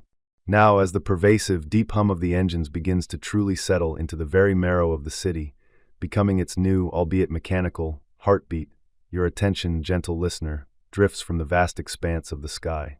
You find yourself drawn downwards, past the clouds and the wingtips, to the very ground itself. Here, a different kind of symphony unfolds, one largely unseen, often unheard, yet utterly indispensable. This is the realm of the ground crews, the unsung maestros of the tarmac, whose coordinated efforts orchestrate a silent, meticulous dance, ensuring the continuous, life-giving flow from the sky to the struggling city below. Imagine standing on the perimeter of Tempelhof Airport, or perhaps Gatto, or even the smaller, hastily constructed runways at Tegel. The air here isn't just cold, it's thick with the scent of aviation fuel, damp earth, and the metallic tang of machinery. It's a scent that, surprisingly, becomes less an assault on your senses and more an oddly comforting aroma, like the particular, specific smell of your own home, if your home happened to be an active military airfield. You learn to discern the subtle differences in the exhaust fumes, almost as if each plane has its own unique, slightly gassy cologne. And yes, a light joke here. If you were to bottle that scent, you'd probably call it Eau de Berlin Airlift, Exhaust and Hope. It wouldn't sell, but it would certainly be authentic. As a plane descends, a dark silhouette against the perpetually gray Berliner sky, you witness the first movements of this intricate ballet. Before the engines have even fully spooled down, before the pilots have even had a chance to stretch their cramped limbs, the ground crew is already in motion. They emerge from the shadows of hangars and maintenance tents, a swarm of figures in oil-stained overalls, each one moving with a practiced urgency that belies the inherent danger of working around colossal, still-hot aircraft. There's no shouting, no frantic gesturing. It's a choreography of quiet purpose. You watch as the refueling teams, like highly specialized, very thirsty mosquitoes, connect their hoses to the thirsty beasts. Gallons upon gallons of fuel, the very lifeblood of the operation, flow into the tanks. It was a staggering logistical feat. During the peak of the airlift, mainstream historical fact alert, these ground crews would handle millions of gallons of aviation fuel daily, ensuring that planes could turn around in as little as 30 minutes. Think about that for a moment. In less time than it takes to decide what to watch on a streaming service today, they were emptying, servicing, and refilling a massive cargo plane. It's the original fast food drive-through, but with rather higher stakes and significantly more jet fuel. Simultaneously, the unloading begins. You see the heavy sacks of coal, the crucial flour, the medical supplies, all the quiet promises of survival, being pulled from the cargo bay. This isn't a job for the faint of heart, nor for the weak of back. These men, and yes, it was predominantly men, though women played vital roles in support and administrative capacities, worked with a tireless rhythm, their movements economical and precise. They're like human forklifts, but with more grit and less beeping. A second light joke. One could argue they were the world's most efficient Tetris players, mastering the art of fitting maximum tonnage into minimum space, all while battling fatigue and the elements. No high score, just survival. Once unloaded, the aircraft doesn't rest. It's a continuous conveyor belt. The next cargo, already staged and waiting, is swiftly loaded. The empty sacks are whisked away, replaced by the heavy, life-sustaining weight of the next delivery. This requires not just strength, but an almost intuitive understanding of weight distribution and balance. An improperly loaded plane could be catastrophic, a dangerous wobble in the otherwise smooth rhythm. Beyond the immediate turnaround, there's the constant, meticulous work of maintenance. Mechanics, their hands perpetually grimy, crawl over engines, check landing gear, inspect every rivet and seam. You hear the clink of wrenches, the low growl of test engines, the hiss of air hoses. They are the doctors of these metallic birds, diagnosing subtle coughs in the engine, patching up weary wings, ensuring that each plane is not just ready to fly, but ready to fly safely, reliably, again and again. It was a job that demanded not just skill, but an almost paternal care for these machines that carried the hopes of an entire city. Quirky tidbit asterisk to speed up repairs. ingenious ground crews at one point even developed a system of pre-packaged, pre-tested engine change kits, allowing them to swap out an entire engine in a fraction of the usual time, a kind of giant, very greasy Lego set for aviation. The silent aspect of this symphony is fascinating. In the roar of engines, verbal communication is often impossible. So a complex language of hand signals, knowing glances, and shared understanding develops. A raised eyebrow, a nod, a specific gesture with a wrench, each carries a precise meaning. It's a testament to their cohesion, their shared purpose, that they can operate with such seamless efficiency amidst the din. They are, in essence, a single multi-limbed organism, each part knowing its role without needing explicit instruction. The monotony of their tasks, the endless repetition of refueling, loading, checking, repairing, might seem soul-crushing. Yet, for these crews, it became a different kind of rhythm, a comforting, predictable pulse of their own. Each successful turnaround was a small victory, a quiet affirmation of their vital contribution. They weren't just moving cargo, they were moving hope, one sack of flour, one lump of coal, one precious medical kit at a time. This constant, repetitive action, in its own way, contributed to the lulling, psychological comfort felt by the citizens below. The fact that the planes kept coming meant the ground crews kept working, and their tireless work was the bedrock of that promise. Historians still argue whether the relentless operational tempo and the extreme pressure on ground crews led to a higher incidence of stress-related illnesses or long-term fatigue compared to other branches of the airlift. It's hard to quantify the invisible toll of constant vigilance, of working through freezing nights and sweltering days, knowing that a single oversight could have catastrophic consequences. Their commitment, however, was unwavering. And then, just as quickly as it arrived, the plane is ready. The ground crew steps back, a final wave, a thumbs up. The engines spool up again, a rising crescendo. The aircraft, now heavy with its life-sustaining cargo, begins its lumbering roll down the runway, gathering speed, lifting into the sky. And as it disappears into the clouds, the ground crew, without missing a beat, turns their attention to the next approaching hum, the next dark silhouette. The cycle repeats, endlessly reliably. It's a beautiful, brutal, and profoundly monotonous dance, ensuring that the rhythm of the planes, the very heartbeat of Berlin, never falters. You're there now, strapped into the pilot's seat. Not the cushy, ergonomic kind you see in modern airliners, but a utilitarian, no-nonsense chair, part of a cockpit that feels more like a metal shed with windows than a sophisticated control center. The air is thick with the scent of aviation fuel, stale coffee, and a faint, lingering trace of nervous energy from the last crew. Outside, the pre-dawn chill still bites, but inside, the instruments glow with a dull, comforting luminescence, like embers in a hearth. This is your office, your home, your endless loop. You grasp the yoke, the worn, cool plastic fitting perfectly into your hands. Your eyes scan the instrument panel, a familiar constellation of dials, gauges, and switches. Each one tells a story, a snippet of the aircraft's vital signs. Oil pressure, fuel levels, engine temperature, a silent symphony of numbers and needles, all whispering normal. You've seen these exact readings, in this exact sequence, countless times before. So many times, in fact, you could probably do the pre-flight checks with your eyes closed, a testament to the sheer, mind-numbing repetition that is about to define your next few hours.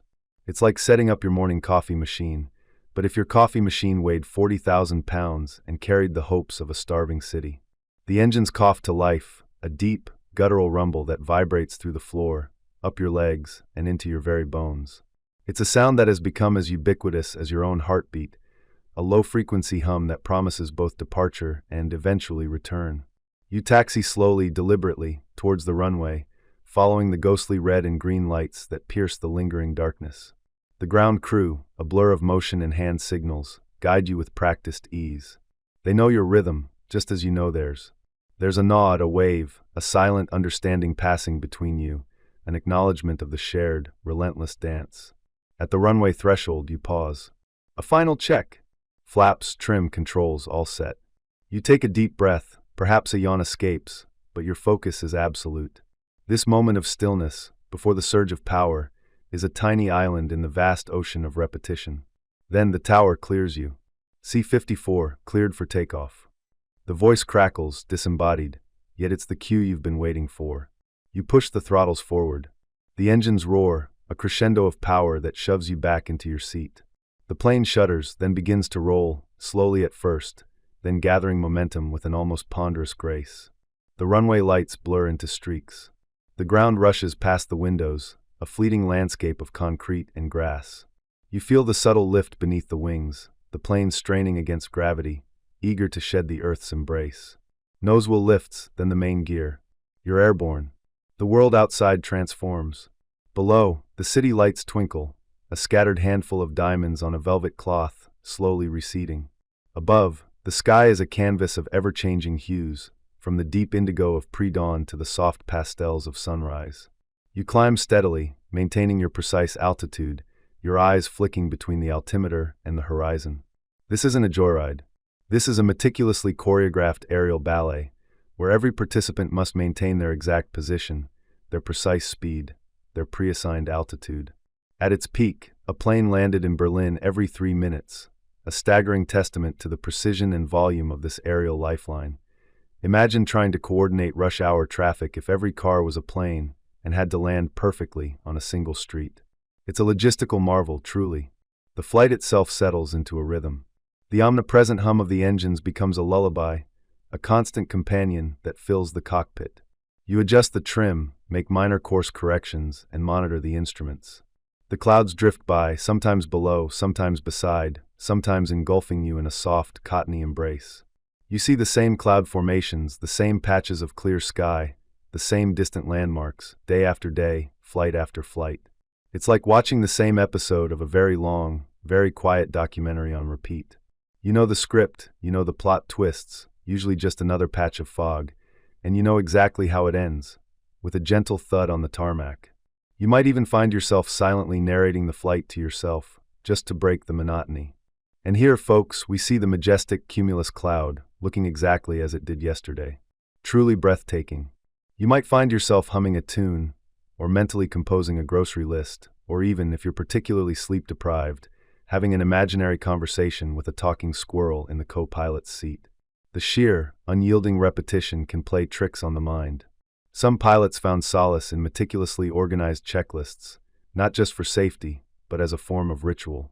Many developed highly specific, almost superstitious personal routines for each leg of the journey, from the order they checked their gauges to the exact moment they'd sip their coffee, believing it brought good luck or, at the very least, kept boredom at bay. It was their personal dance within the larger, synchronized ballet. Mid-flight, you reach the turnaround point. Another quick scan of the instruments, a gentle banking turn, and you're heading back. The view out the window is now the reverse of what you just saw, but still, it's the same familiar sky, the same endless expanse. The thought of home, of a warm meal, of a few hours of sleep, pushes you onward. But you know that even after you land, the cycle will begin again, often within hours. As you approach Berlin, the city slowly materializes from the hazy distance, a familiar beacon of hope and desperation. The descent begins, a gradual, controlled drop through the air. You're scanning for the runway, for the lead plane, for any unexpected changes in the weather. The air traffic controllers, their voices now clearer, guide you in with calm, practiced efficiency. The precision required for landing these heavy cargo planes, one after another, in all sorts of weather, was immense. It was less like landing an aircraft, and more like trying to parallel park a small building in a hurricane, only you had to do it every few minutes. The ground rushes up to meet you. The landing gear extends with a satisfying thump-thunk. You feel the tires kiss the tarmac, a gentle bump, then the rumble of the wheels on the runway. Brakes engage, the engines reverse thrust, and the plane slows gracefully to a halt. Another successful delivery. Another breath of life for the city below. You taxi off the runway, heading towards the unloading area. Ground crews are already swarming, ready to offload the vital cargo, sacks of flour, chunks of coal, precious medical supplies. They work with a frantic energy, a stark contrast to the quiet, almost meditative journey you've just completed. You watch them, a silent observer of the impact of your endless loops. Then, the plane is refueled, reserviced, and quickly reloaded with the next critical cargo. No time for pleasantries, no time for long breaks. The clock is ticking, and the city is waiting. Soon, you're back at the threshold, waiting for clearance. The engines hum, the instruments glow, and the familiar anticipation begins to build again. Takeoff, flight, landing. Takeoff, flight, landing. This seemingly endless, unchanging, cyclical routine, born of necessity, became something more for the pilots. It was a demanding, exhausting grind, certainly.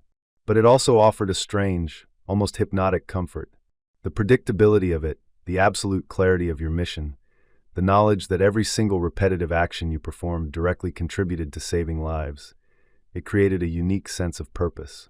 Historians still argue whether the sheer psychological strain of this relentless, repetitive schedule contributed more to pilot fatigue and burnout, or to a unique form of meditative focus that inadvertently enhanced safety by eliminating distractions. Perhaps it was both, a delicate balance between the mind's need for novelty and its surprising capacity to find solace in the familiar. This monotonous loop, far from being soul-crushing, became a predictable, reassuring rhythm. It was the hum of survival, echoing through the sky, a constant reminder that help was always on its way, always returning, always delivering. And for the people below, that steady, unwavering drone was the most comforting sound in the world. And so, as the rhythmic hum continues its tireless journey through the sky, you find your gaze drawn downward, following the invisible thread of sound that connects the airborne giants to the earth below. The engine note, once a distant, steady drone, begins to shift, deepening slightly, then growing in intensity. It's the subtle, almost imperceptible change that signals the approach, the gentle descent from the ethereal blue to the very tangible gray of the runway. You watch as a shadow expands, stretching across the bombed-out landscape, then coalescing into the unmistakable silhouette of a C-54 Skymaster, or perhaps a British York, a true workhorse of the sky. It feels like a slow-motion ballet, this final, delicate dance. The landing gear extends with a soft whir, like a sigh of preparation. You can almost feel the air currents rippling around the wings as the plane loses altitude, the wind whispering its presence. Then, with a feather-like grace that belies its massive weight, the aircraft touches down. There's a faint, satisfying squeal of tires on asphalt, a sound that, for the people of Berlin, becomes as comforting as a lullaby. No dramatic thud, no jarring impact, just a smooth, almost gentle kiss of the earth. It's a precision act, repeated hundreds of times a day, every single day, in all kinds of weather, a testament to the pilot's skill and the sheer, grinding monotony of their vital task. They taxi quickly, a massive metal beast moving with surprising agility, heading directly to the designated unloading zones. There's no dawdling here, no lingering on the runway like a plane waiting for its gate at a modern airport. Every second on the ground is a second not in the air, not delivering. It's a bit like trying to rush through your morning routine. But if your morning routine involved preventing an entire city from freezing and starving, and then the real magic, the true slow descent of essential cargo begins. Even before the engines have fully spooled down, the ground crews, a ballet of efficiency themselves, are swarming. This isn't your typical leisurely baggage claim experience. This is a highly choreographed logistical marvel. Trucks are already backing up, lining up with military precision, ready to receive their precious loads. This rapid turnaround, famously dubbed the Berlin Airlift Shuffle, was crucial. Planes were often on the ground for less than 30 minutes before taking off again. Imagine trying to unload a small house's worth of supplies, refuel, and get back in the air, all before your coffee gets cold. It was a masterclass in efficiency, a silent, urgent symphony of human effort. First, you see the coal. Oh, the coal. Mountains of it, or rather, the potential for mountains. It comes in large, heavy sacks, often stained with the telltale black dust that clings to everything. As the sacks are heaved out of the cargo hold, there's a satisfying thud as they land, one after another, onto the waiting trucks. You can almost hear the rhythmic grunts of the laborers, their breath misting in the cold Berlin air. The smell of it is earthy, raw, a promise of warmth that had been a distant memory for so many. For the people of Berlin, coal wasn't just fuel, it was survival. It meant heat for their homes, power for the city's essential services, a lifeline against the biting German winter. It was the difference between life and a chilling, drawn-out demise. A mainstream historical fact here.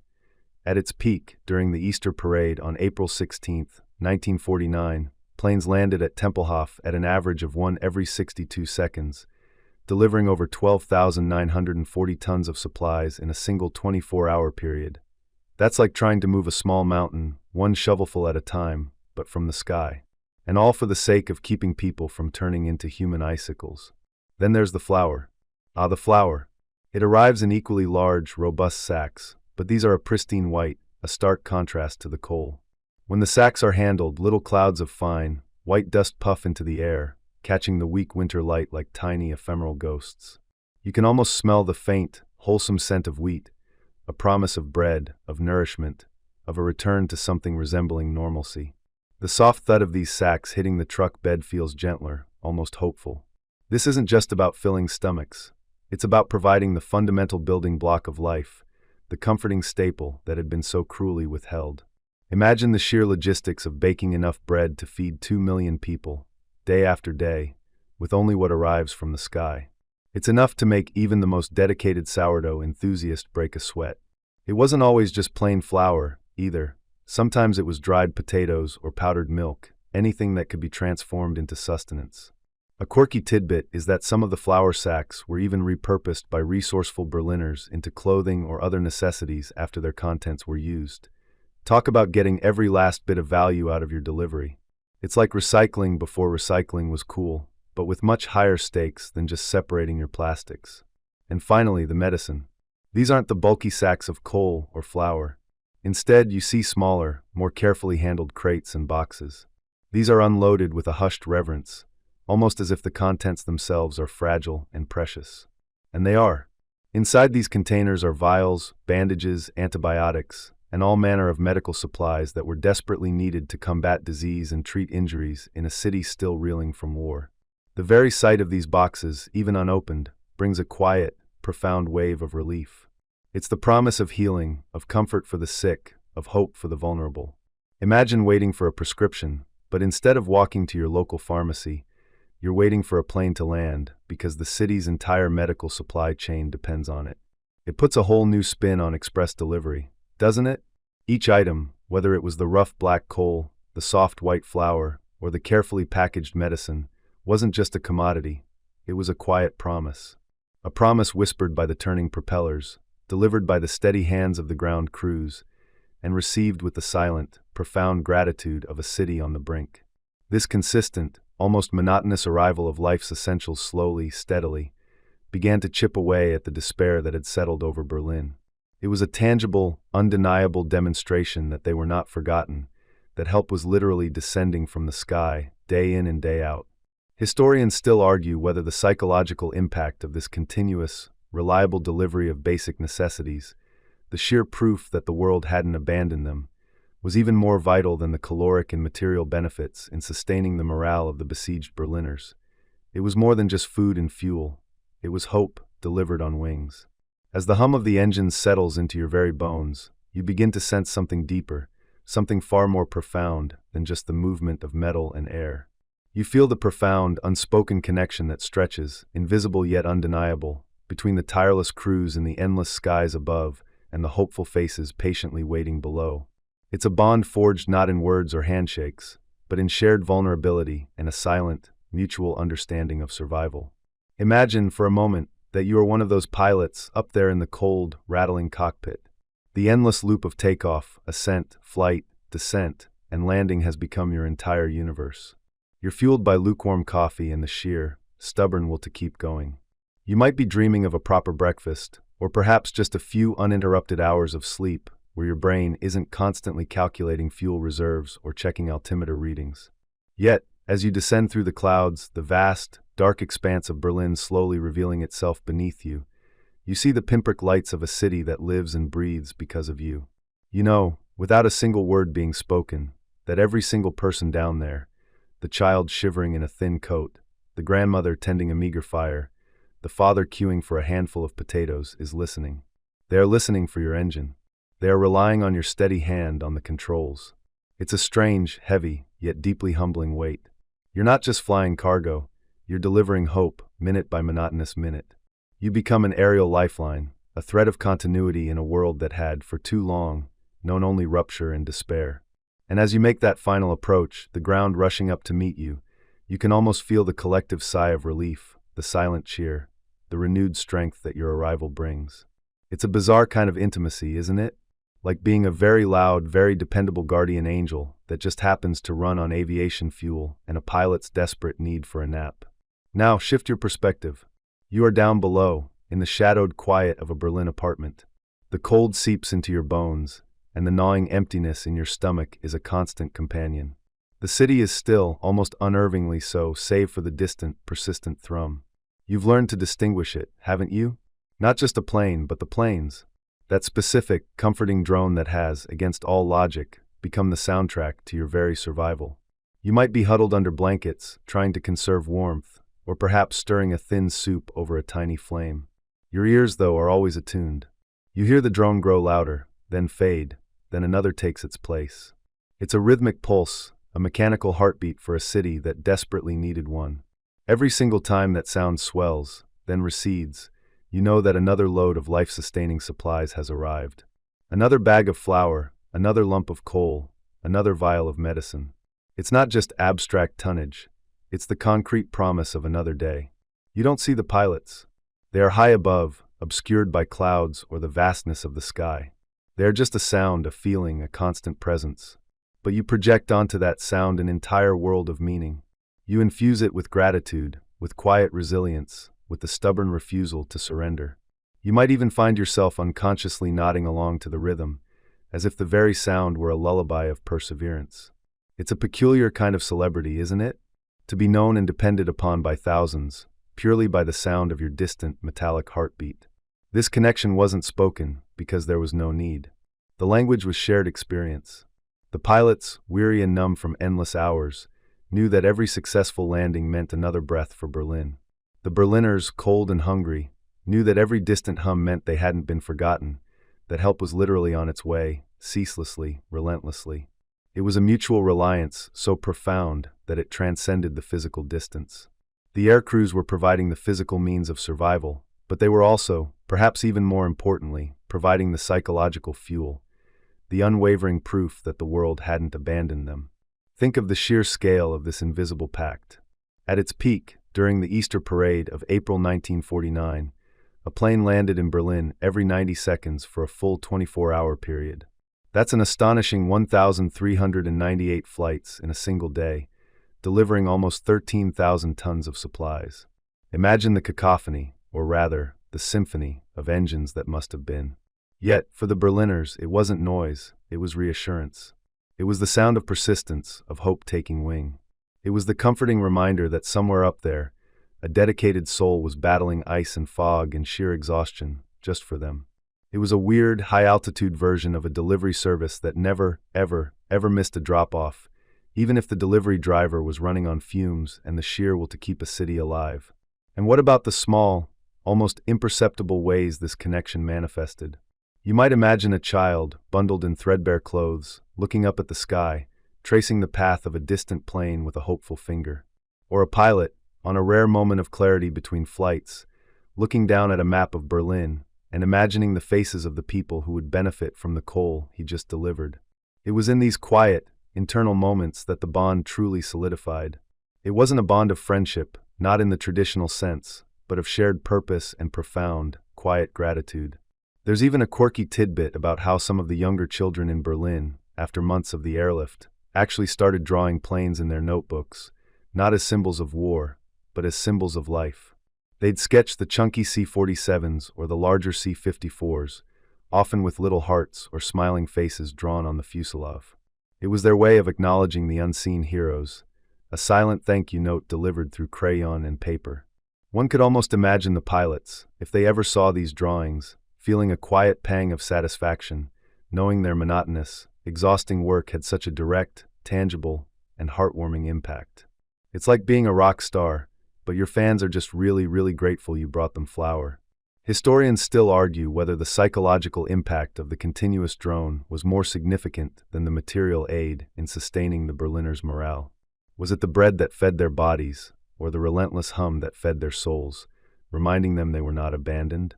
The planes were not just carrying physical goods. They were carrying the invisible cargo of resolve, of determination, of a collective refusal to yield. And this cargo was delivered not just to the hungry stomachs, but to the weary hearts. You can almost feel the collective sigh of relief that rippled through the city with each plane's arrival, a subtle relaxation of tension that was as vital as any calorie. This sustained hum was a form of psychological therapy, a constant, low-frequency affirmation that someone cared, that the world had not forgotten them. It was a lullaby of resilience, played out across the vast stage of the Berlin sky. The very monotony that might drive a modern person to distraction became, for them, a profound source of comfort. It was the sound of predictability in an unpredictable world, the sound of life persisting against all odds. It was the sound of an invisible handshake, a mutual agreement between those who flew and those who waited, that they would all see this through, together, one flight, one hum, one quiet breath at a time. It's hard to imagine a more intimate or profound connection forged purely through the persistent sound of engines and the unwavering hope of a people. You followed the pilots through their unchanging, cyclical routine, a comforting, almost meditative loop of takeoff, flight, and landing. Now let's shift our perception, allowing the sound itself to wash over you, to seep into your very bones. Because as those planes found their rhythm, as the air corridors became invisible highways, something truly profound began to happen within the besieged city below. The pervasive, deep hum of the engines, that constant, low-frequency presence, didn't just become Berlin's new heartbeat. It became its lullaby, its reassurance, its very breath. Imagine, if you will, the quiet despair of those initial days of the blockade. The silence, remember? That creeping, suffocating silence as supplies dwindled. It was a silence that screamed of abandonment, of forgotten promises, of a slow, inevitable fade into oblivion. It was the sound of a city holding its breath, waiting for the other shoe to drop, or perhaps more accurately, waiting for the last crumb to disappear. You'd lie awake in the dark, the absence of life's usual bustle amplifying the gnawing emptiness in your stomach, the chill in your bones. Every creak of the floorboards, every distant rustle would be amplified, your ears straining for a sound that might bring hope, but finding only the vast, echoing quiet of a city slowly being starved. It was the kind of quiet that makes you feel profoundly, utterly alone, like you're the last human on Earth, which, psychologically speaking, is not exactly conducive to a good night's sleep. Then, the first planes arrived. A tentative whisper at first, then a gentle lift into the sky, evolving into that steady aerial flow. And with it, the hum. It started as a novelty, perhaps a curious new sound. But as the days bled into weeks, and the weeks into months, the hum transformed. It ceased to be an external noise, and began to integrate itself into the very fabric of Berlin life. It became the background track to survival, the score to resilience. Think of it like this. You know how some people need absolute silence to sleep, and others need a bit of white noise? Well, the people of Berlin didn't choose the white noise, but it chose them. And it was less like a gentle fan, and more like a fleet of very determined flying elephants. Yet, it worked. The continuous hum, the deep, resonant thrum of those C-47 Skitrans and C-54 Skymasters, became a lulling, background presence that began to soothe anxieties and breed quiet hope. It was a tangible, audible sign that the city had not been forgotten. It was the sound of connection, of a lifeline, a constant reminder that help was literally, perpetually, on its way. You'd wake up in the morning, not to the birds, but to the deep, comforting drone already in full swing. It was like a giant, invisible switch had been flipped, signaling that the day had begun, and with it, the promise of more coal, more flour, more medicine. And as night fell, the hum would continue, a steady, unwavering presence that wrapped around the city like a protective blanket. It was the sound of vigilance, of tireless effort, of a promise being kept, minute after minute, hour after hour. No more the terrifying silence. Now, if the hum stopped, that was when the real fear would creep in. A sudden quiet would send a jolt through you, a primal instinctual fear that the lifeline had been severed. But almost inevitably, after a brief, heart-stopping pause, another plane would appear, its engines picking up the rhythm, and a collective, unconscious sigh of relief would ripple through the city. It was the most effective, involuntary citywide anxiety medication ever deployed. Mainstream historical fact time. At the peak of the airlift, in early 1949, a plane was landing at Tempelhof Airport approximately every 90 seconds. Think about that for a moment. Every minute and a half, another aircraft touched down, disgorging its precious cargo. That wasn't just a hum, that was a symphony of salvation, a relentless, almost overwhelming presence of sound that permeated every street, every building, every single Berlin apartment. It wasn't a gentle background murmur you could easily ignore. It was a dominant, encompassing soundscape. Yet, it was precisely its ubiquity and persistence that made it so comforting. It was always there, like the sun rising, or, well, like your incredibly annoying neighbor's dog barking, but in a good way. This constant auditory presence began to reprogram the city's collective psyche. Before the airlift, the sound of planes had been a harbinger of death and destruction, a signal to run for cover. Now it was the sound of life. It was the sound of sustenance. It was the sound of a future. This psychological reversal is a truly fascinating aspect of the airlift. The very machines that had once dropped bombs were now dropping hope. It's like your ex suddenly started sending you flowers every day. You'd be suspicious at first, but eventually, you'd probably just appreciate the free roses. Children especially were deeply affected. They grew up with the hum as a constant companion.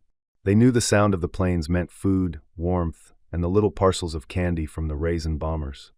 For them, the hum wasn't just background noise. It was the soundtrack to their childhood, a comforting drone that spoke of security in an otherwise insecure world. There's a quirky tidbit. Many Berliners, particularly the children, would develop an almost uncanny ability to distinguish between different types of planes purely by their engine sound. AC-47 had a distinct thrum, different from the deeper rumble of AC-54. It was like a city-wide, involuntary course in aeronautical acoustics. They could tell you, without seeing it, exactly what kind of flying delivery truck was currently making its way over their heads. Some could even identify the nationality of the plane, a subtle difference in engine tuning, or perhaps just wishful thinking, creating a unique auditory fingerprint for each arriving lifeline. The hum was also a profound psychological anchor in a world that had lost all anchors. Post-war Berlin was a city of rubble, of broken homes and broken spirits. There was no normal. There was no routine. But the planes, with their relentless, unchanging schedule, brought a semblance of order back into chaos. The hum was the city's clock, its calendar, its metronome. It was a predictable, reliable force in a landscape of unpredictability. You might not know where your next meal was coming from, but you knew, with absolute certainty, that another plane was on its way. And that, in itself, was a powerful, silent reassurance. It was the ultimate set-it-and-forget-it background noise, except it was the very survival of a city. Historians still argue whether the psychological impact of the continuous hum was a deliberate strategic calculation or an unforeseen, organic byproduct of the airlift's relentless rhythm. Was it just a happy accident that the sound of salvation became so comforting, or did the planners, in their quiet genius, understand that the presence of constant activity would itself be a morale booster? Perhaps it was a bit of both. The primary goal was to deliver goods, of course, but the incidental, yet profound, psychological effect of that constant, reassuring drone became an invaluable, if unquantifiable, asset. It was a quiet war of nerves, and the hum was the constant, low-frequency pressure being applied against the blockade's silent threat. It was less a battle cry and more a persistent, gentle whisper of defiance. So, as you drift further into this story, imagine that sound. Not as an irritating noise, but as a deep, resonant vibration that permeated everything. It was the sound of persistence, the sound of hope, the sound of a city refusing to yield. It was the sound of life, delivered by wing and propeller, a monotonous, life-saving rhythm that lulled anxieties and cradled a city in its gentle, tireless embrace. It was the sound of Berlin breathing again. You felt the pervasive hum, the lulling presence that settled over Berlin like a warm, if slightly industrial, blanket.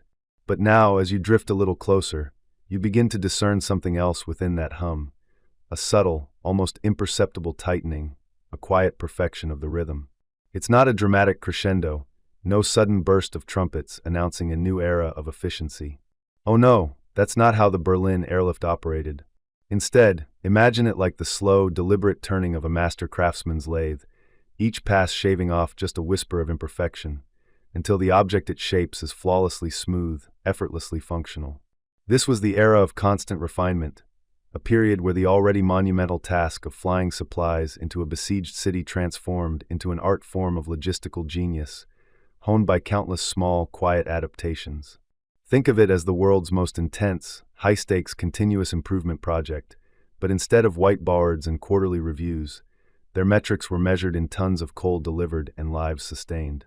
It was less about grand, sweeping changes and more about 1,000 tiny tweaks, each one whispering, "We can do this better, safer, faster." Consider, for instance, the skies themselves. At first, the aerial ballet, while impressive, was a bit like a well-intentioned but slightly chaotic dance party. Planes arrived, circled, waited their turn. But time was life, and circling was wasted fuel, wasted potential. So the air traffic controllers, those unsung maestros of the sky, began to orchestrate. You can almost hear the quiet click of their minds as they devised the stack, a series of holding patterns at different altitudes, like invisible shelves in the sky, each plane patiently waiting its turn to descend. It was a beautiful, invisible choreography, ensuring that a new aircraft could land every few minutes, a steady, unbroken stream. This wasn't some sudden eureka moment. It was the result of countless hours of observation, trial and error, of controllers huddled over maps, tracing hypothetical flight paths, murmuring, "What if we?" Then came the technological whisper that truly revolutionized the landing process: ground-controlled approach, or GCA. Before GCA, pilots were often landing largely by sight, or with rudimentary instrument guidance, especially treacherous in the infamous German fog and rain. You can picture the pilots peering through murky windshields, relying on their gut and the faint glow of runway lights. But with GCA, a voice calm and steady would guide them down from the ground, giving precise instructions. "You are on glide path, turn 5 degrees left, descend slowly." It was like having a co-pilot on the ground, seeing through the fog with radar eyes, a reassuring murmur in the static that transformed perilous descents into predictable, almost monotonous routines. This was a mainstream historical fact that dramatically increased the airlift's efficiency and safety, making it possible to land planes even in near-zero visibility conditions. Imagine trying to park your car in a blizzard, blindfolded, with only someone calmly talking you into the spot. That was the GCA. And it wasn't just the air. Down on the ground, a similar symphony of refinement was playing out. The turnaround time for planes, the precious minutes between landing, unloading, refueling, and taking off again, became an obsession. Initially, it might have been a leisurely hour or two, a chance for the ground crews to stretch, maybe even grab a quick cup of lukewarm coffee. But then someone, probably a very intense individual with a stopwatch and a clipboard, realized that every minute saved meant more flights, more tonnage. So the process was broken down, analyzed, optimized. Fuel trucks were positioned precisely. Unloading crews swarmed the aircraft with practiced efficiency, like ants disassembling a picnic basket. You'd see specialized equipment being developed, or adapted, to move heavy sacks of coal and flour faster, quieter. It was like watching a Formula One pit stop, but for a giant C-54 Skymaster, and the stakes were, slightly higher than a trophy. This obsession with speed and seamless flow led to some truly ingenious, if often unheralded, adaptations. For example, the Germans, ever pragmatic, developed special conveyor belt systems to unload coal directly from the aircraft into waiting trucks. No more endless shoveling by hand. It was a quiet revolution in logistics, a seemingly small detail that shaved off precious minutes from each turnaround. This kind of grassroots innovation, born of necessity and a shared desire to keep the city alive, speaks volumes about the human capacity for problem-solving under pressure. Historians still argue whether the most critical refinement was technological, like GCA, or procedural, like the optimized ground turnaround, but what's undeniable is the synergistic effect of both. The pilots themselves, those tireless souls, also became subjects of this quiet refinement. Their schedules were meticulously planned, designed to maximize flight hours while minimizing fatigue. Rest periods were enforced, though you can imagine many pilots, fueled by adrenaline and a deep sense of purpose, probably tried to sneak in extra flights. It was a constant balancing act, pushing the limits of human endurance without breaking it. They developed their own internal rhythms, the drone of the engines becoming a lullaby, the familiar landmarks below a comforting map. For many, the repetitive nature of the flights, the same routes, the same procedures, became almost meditative. It was a kind of high-altitude yoga, if yoga involved hauling thousands of pounds of flour through turbulent skies. Even the types of cargo and how they were loaded underwent quiet scrutiny. Initially, anything and everything that could fit was flown in. But over time, the focus narrowed to the absolute essentials: coal for heat and power, flour for bread and medicine. Packaging was standardized. Loading manifests became incredibly precise, a testament to the fact that even in an emergency, bureaucracy, when properly applied, can be a thing of elegant beauty. You wouldn't want to fly a plane full of bricks when the city desperately needed penicillin, would you? Though knowing how these things sometimes go, there was probably at least one shipment of mislabeled garden gnomes early on. Just kidding, mostly. The weather, that soft, persistent challenge you've already considered, also drove continuous adaptation. When fog rolled in, as it often did over Tempelhof, disrupting the careful schedule, new procedures were quickly devised. Landing lights were improved, radar systems fine-tuned. The very sound of the approach, the subtle changes in engine pitch, became a navigational aid for pilots who knew their aircraft intimately. It was a silent conversation between man, machine, and the elements, constantly adjusting, always seeking harmony. One quirky tidbit about these adaptations involves the maintenance crews, affectionately known as the Berlin Bouncers, due to their relentless, almost frenetic pace. They developed a unique system for tracking spare parts and repairs, a visual board that resembled a giant game of Tetris, where each block represented a plane needing attention.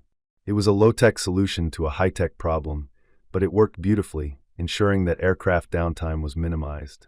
They knew that every plane on the ground was a missed opportunity, a hungry stomach, a cold home. Their quiet, grease-stained efforts were as crucial as any pilot's skill. The continuous feedback loop was essential. Pilots debriefed after every flight, reporting on conditions, suggesting improvements. Ground crews shared their observations. Air traffic controllers analyzed patterns. This wasn't a top-down, command-and-control operation in the rigid sense. While there was clear leadership, the true genius lay in the distributed intelligence, the collective problem-solving happening at every level. It was like a giant, organic machine, constantly learning, constantly adjusting, driven by the quiet, unwavering determination of thousands of individuals. They were, in essence, building the blueprint for future air logistics, one perfectly executed landing, one smoothly refueled plane, one precisely loaded ton of cargo at a time. And in that relentless pursuit of perfection, the unceasing aerial delivery system truly became an invisible, life-giving artery for a city on the brink. You've been drifting along with the colossal rhythm of the airlift, haven't you? The immense thrum of engines, the precise choreography of ground crews, the ceaseless cycle of planes. It's a symphony of steel and logistics, a testament to human ingenuity on a truly epic scale. But even within this grand, almost industrial opera, there were grace notes, tiny, almost imperceptible flourishes that resonated with a different kind of power. Imagine, for a moment, shifting your gaze from the vast, dark underbelly of a C-54 Skymaster, a behemoth carrying tons of coal or flour, to something much, much smaller. Something that could fit in the palm of a child's hand. We're talking about candy, of course. Chocolate bars, chewing gum, hard candies. Treasures beyond measure in a city where even basic sustenance was rationed and precarious. This isn't about the quantity of sugar, but the quality of the gesture. It's about the raisin bombers, as they lovingly came to be known, though perhaps candy bombers is a more accurate and certainly more delicious moniker. The story, a truly heartwarming mainstream historical fact, begins with a young American pilot, Lieutenant Gale Halvorsen. Picture him, after a grueling flight, perhaps stretching his legs near the perimeter fence of Tempelhof Airport. He sees a group of children, perhaps 24, gathered there. Unlike children you might encounter today, clamoring for autographs or selfies, these children are quiet. They're just watching. They don't beg for food, though you can feel, even from this distance, the quiet ache of their hunger. They're simply observing the marvel that is the airlift, their faces pressed against the wire, their eyes wide with a mixture of hope and weary resignation. Halvorsen, a man whose compassion clearly outsized his flight suit, is profoundly touched by their quiet dignity. He reaches into his pocket, perhaps for a cigarette, but pulls out 2 sticks of chewing gum instead. He breaks them in half, carefully, deliberately, and hands them through the fence. The sheer joy that ripples through the small group is palpable. The careful unwrapping, the slow, almost reverent chewing, the sharing of the wrappers even, it's a moment that transcends the grim reality of their lives. This small act, this quiet offering of a fleeting sweetness, sparks an idea in Halvorsen's mind, an idea that would flutter down from the sky and into the hearts of thousands. He promises them that the next day, if he flies over, he'll wiggle his wings, a distinctive signal, so they'll know it's him. And then he'll drop more. But how do you drop something as small as a candy bar from a fast-moving plane, ensuring it doesn't just plummet to the ground and shatter, or disappear into the vast urban landscape? This is where the truly quirky or fringe tidbit of ingenuity kicks in. The pilots and ground crews, fueled by Halvorsen's simple, profound idea, began tying candy bars to makeshift parachutes. These were no high-tech marvels. They were simple handkerchiefs, or little strips of cloth torn from old shirts, even bits of nylon scavenged from discarded supplies. Imagine the pilots, in their downtime, perhaps in the cockpit during a lull in the monotonous hum, carefully knotting these tiny bundles. It's a scene almost out of a whimsical short film, this meticulous preparation for a moment of airborne generosity. The first drops were crude, maybe a little haphazard. It's like the original Amazon Prime delivery, but with slightly less sophisticated drone technology and a much higher chance of your package landing in a puddle. Still, the intent was pure. The children, for their part, became connoisseurs of the sky. They would gather at the end of the runways or in open fields, their necks craned, their eyes scanning the endless parade of planes. They'd wait for that distinctive wing wiggle, a subtle dip and lift that signaled the approach of Uncle Wiggly Wings or the Candy Bomber. Then a tiny speck would detach itself, growing larger, and then a shower of small, colorful parachutes, fluttering down like benevolent, sugary snowflakes. The scramble that followed, the shouts of delight, the sheer, unadulterated joy, it wasn't about the quantity, it was about the gesture. It was about being remembered, being seen. It was about a sudden, unexpected taste of sweetness in a world that had turned incredibly bitter. Word of Halvorson's quiet acts of kindness spread like wildfire, not just among the children of Berlin, but among the other pilots, the ground crews, and eventually, even back in the United States. Donations of candy poured in from sympathetic Americans, eager to contribute to this unique, heartwarming aspect of the airlift. Soon, it wasn't just Halvorson.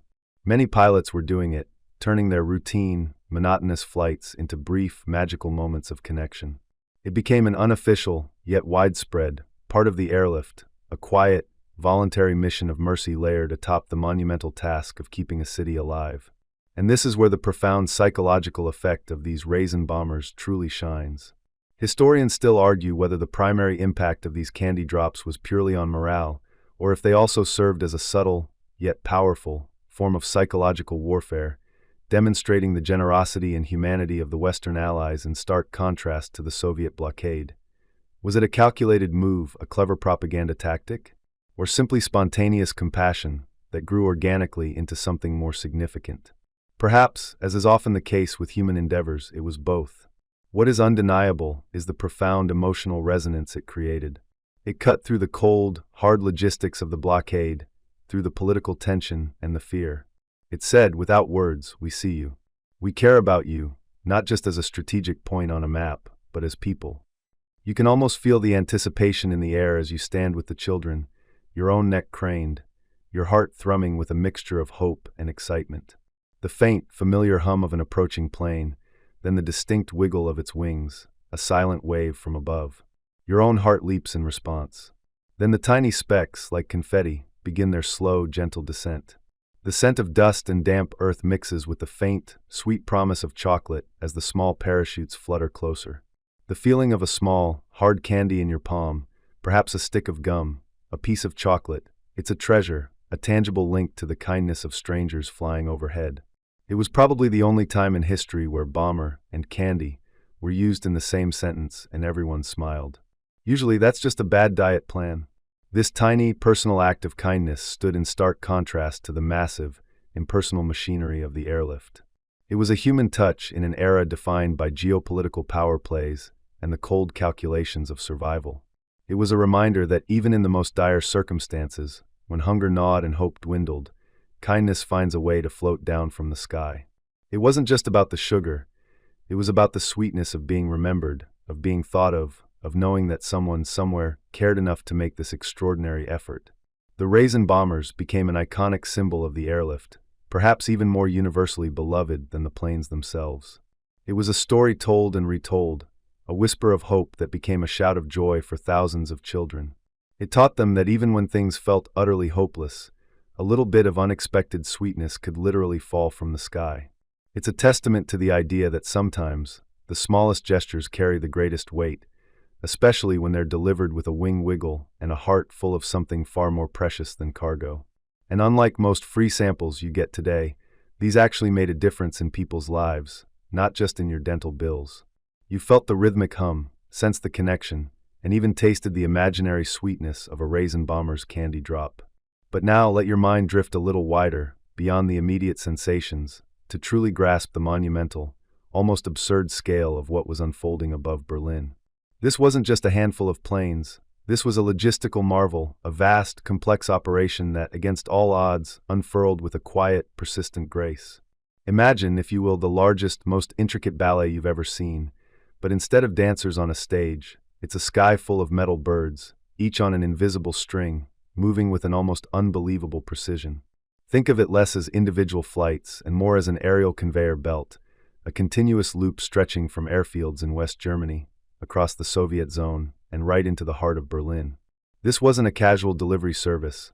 This was the world's most intense, high-stakes, real-time supply chain, operating 24 hours a day, 7 days a week, for nearly a year.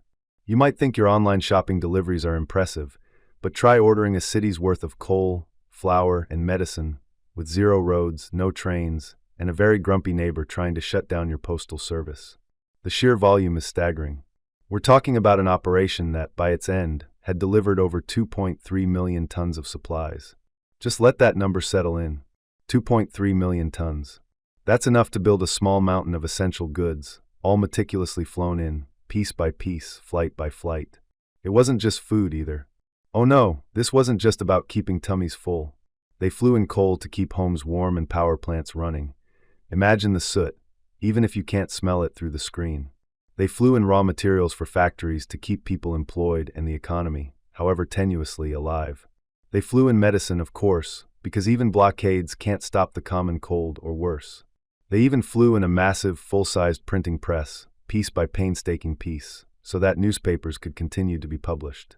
Because, apparently, even in the direst of circumstances, people still needed to know what was going on, or at least have something to read while waiting for the next plane. It's almost like they thought, well, we've got the food sorted, but what if they run out of Sudoku? And who were the silent architects of this airborne miracle? It wasn't just the pilots you've heard about, though their repetitive loops were certainly the visible face of the operation. Behind every plane, every ton of cargo, every safe landing, lay an unseen symphony of coordinated effort. You had the ground crews, of course, those unsung heroes who worked in shifts around the clock, in all weathers.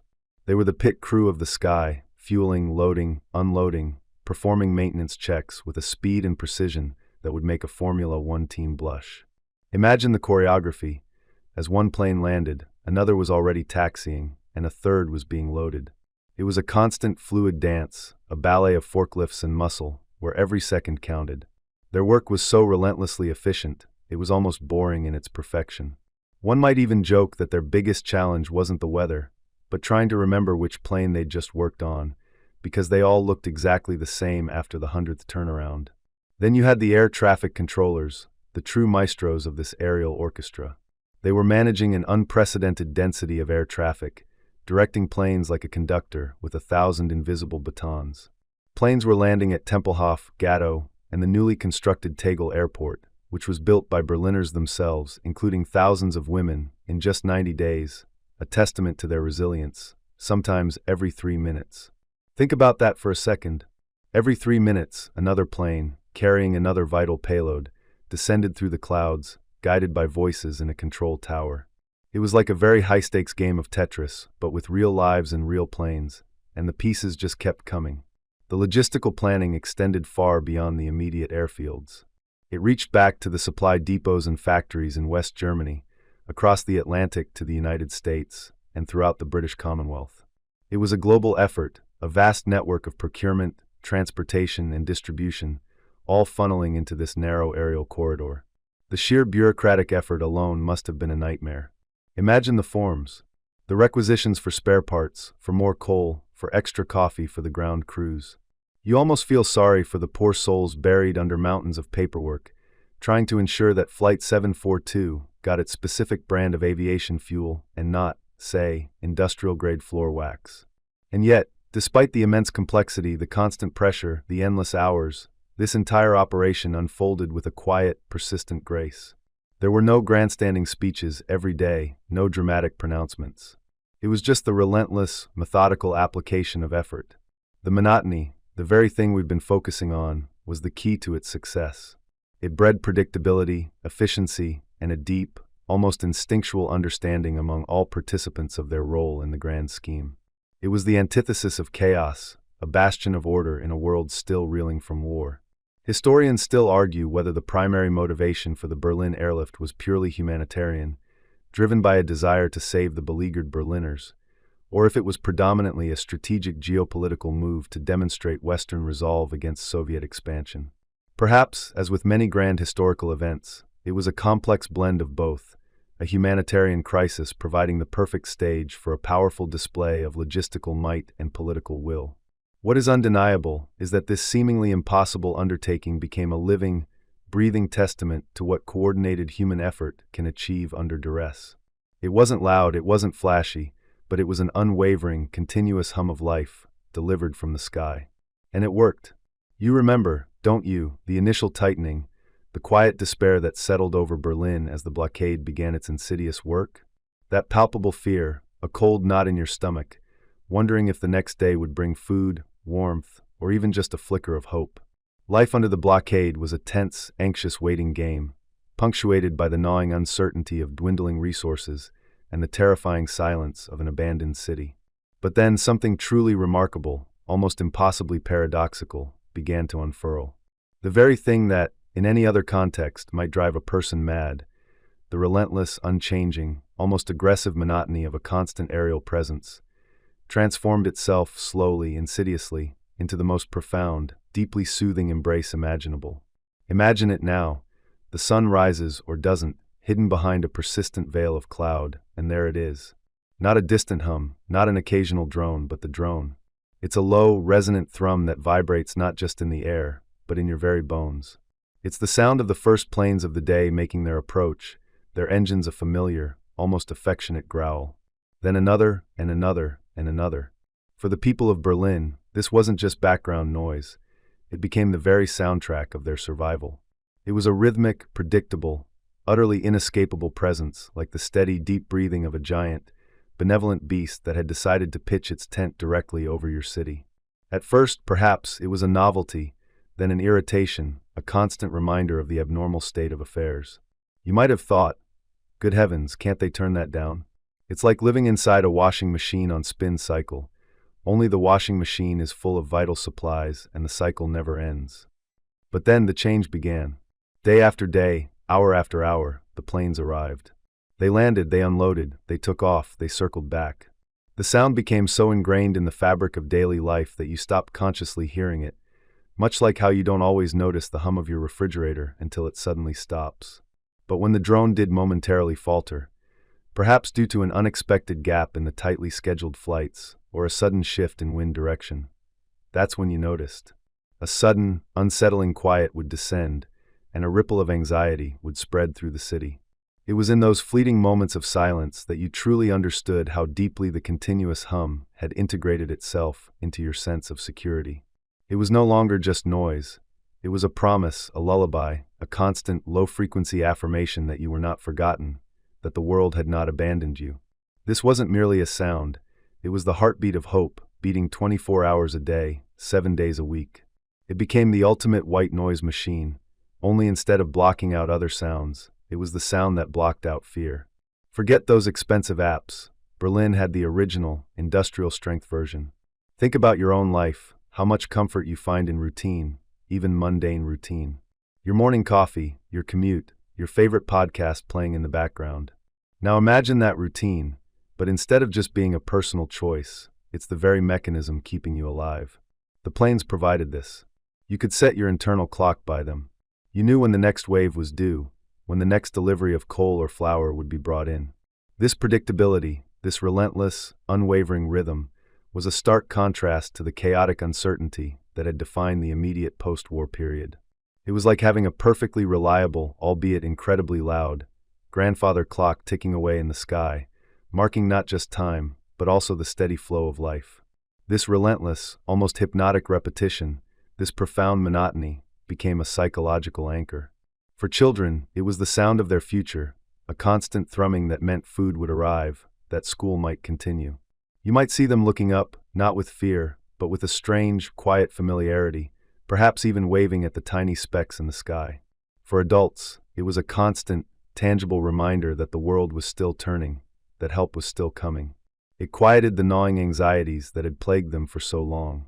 The hum was a constant, low-grade reassurance, a persistent whisper that said, "We are here. We are coming. We will keep coming." It was the ultimate antidote to despair, a monotonous mantra for survival. And what a mantra it was. This mainstream historical fact often gets overlooked in the drama of the blockade itself. The Berlin Airlift, at its peak, saw a plane landing in Berlin every 3 minutes. Think about that for a moment. Every 3 minutes. That's over 400 flights a day, delivering thousands of tons of supplies. If you'd tried to tell someone before the airlift that a city would be sustained by an endless conveyor belt of planes, they'd have probably suggested you needed a nice lie down. Yet it happened. The sheer, unyielding consistency of this operation transformed the unthinkable into the utterly normal. This wasn't just a logistical marvel, it was a triumph of psychological reassurance through sheer, overwhelming repetition. Now for a quirky tidbit. Because the sound was so constant and pervasive, Berliners developed an uncanny ability to identify specific aircraft types or even individual planes by the subtle nuances in their engine sounds. Imagine being able to tell a C-47 from a C-54 just by its hum, or even recognizing the slightly off-kilter drone of old Bessie as she made her daily run. It's like your neighbor who can identify every model of car just by the sound of its engine revving down the street, only with much higher stakes and a lot more planes. Some even claimed they could tell if a plane was carrying coal or flour based on the slight shift in engine strain during its approach, though historians still argue whether this was genuine auditory discernment or simply a powerful manifestation of confirmation bias. But regardless, it speaks to the deep, almost intimate relationship Berliners developed with their airborne lifelines. This transformed monotony wasn't just about the sound, it was about the routine it imposed, the rhythm it gave to a city that had lost all rhythm. You went to bed with the hum, and you woke up with it. It was the background to your meager meals, your attempts at work, your conversations with neighbors. It was the constant, reliable presence in a world that had become wildly unreliable. And in that reliability, there was a strange, almost profound comfort. It wasn't exciting, not in the way a sudden breakthrough or a dramatic rescue might be. It was slow, steady, and utterly predictable. It was the antithesis of drama, and for a city that had seen more than enough drama, that was precisely what they needed. It was like finally getting to listen to a 10-hour white noise track after months of living next to a construction site. Pure, unadulterated, boring bliss. The sheer scale of the airlift meant that this monotony wasn't just a personal experience, it was a shared communal experience. Everyone in Berlin lived under that same sky, heard that same hum, felt that same subtle vibration. It forged a silent bond, a collective understanding of reliance on this repetitive miracle. It was a shared lullaby, sung by thousands of engines, whispering promises of another day, another delivery, another breath. The relentless monotony of the airlift, far from being oppressive, became a deeply soothing, reassuring embrace. It was the sound of persistence, the sound of commitment, the sound of life itself, delivered on a continuous, unwavering loop. You've grown so accustomed to the pervasive, comforting drone, haven't you? It's become the very pulse of your existence, a sonic blanket that has warded off the chill of despair and kept the wolf of starvation from your door. But now, as the seasons begin their slow, inevitable shift once more, you begin to perceive something different. It's not a sudden silence, not a jarring halt to the symphony, but a subtle, almost imperceptible easing of the blockade's pressure. Imagine, if you will, that constant hum, that ceaseless thrumming of engines as a vast, invisible river flowing overhead. For months, it has been a roaring torrent, a powerful, life-giving current. Now, if you listen very, very closely, you might notice the water level dropping, just a fraction. The current remains strong, but the sheer volume of sound, the relentless, overlapping layers of engine noise, begins to thin out. It's like living next to a perpetually humming refrigerator, only to wake one morning and find its hum just a tiny bit quieter. You might not even register it consciously at first, your brain so expertly filtering out the familiar background noise. But then, perhaps during a moment of quiet reflection, sipping your ersatz coffee, you notice a slightly longer pause between the planes. A breath of true silence, however brief, that hadn't been there before. It's a sensation akin to finally getting that persistent, tiny pebble out of your shoe. You didn't realize how much it was bothering you until it was gone.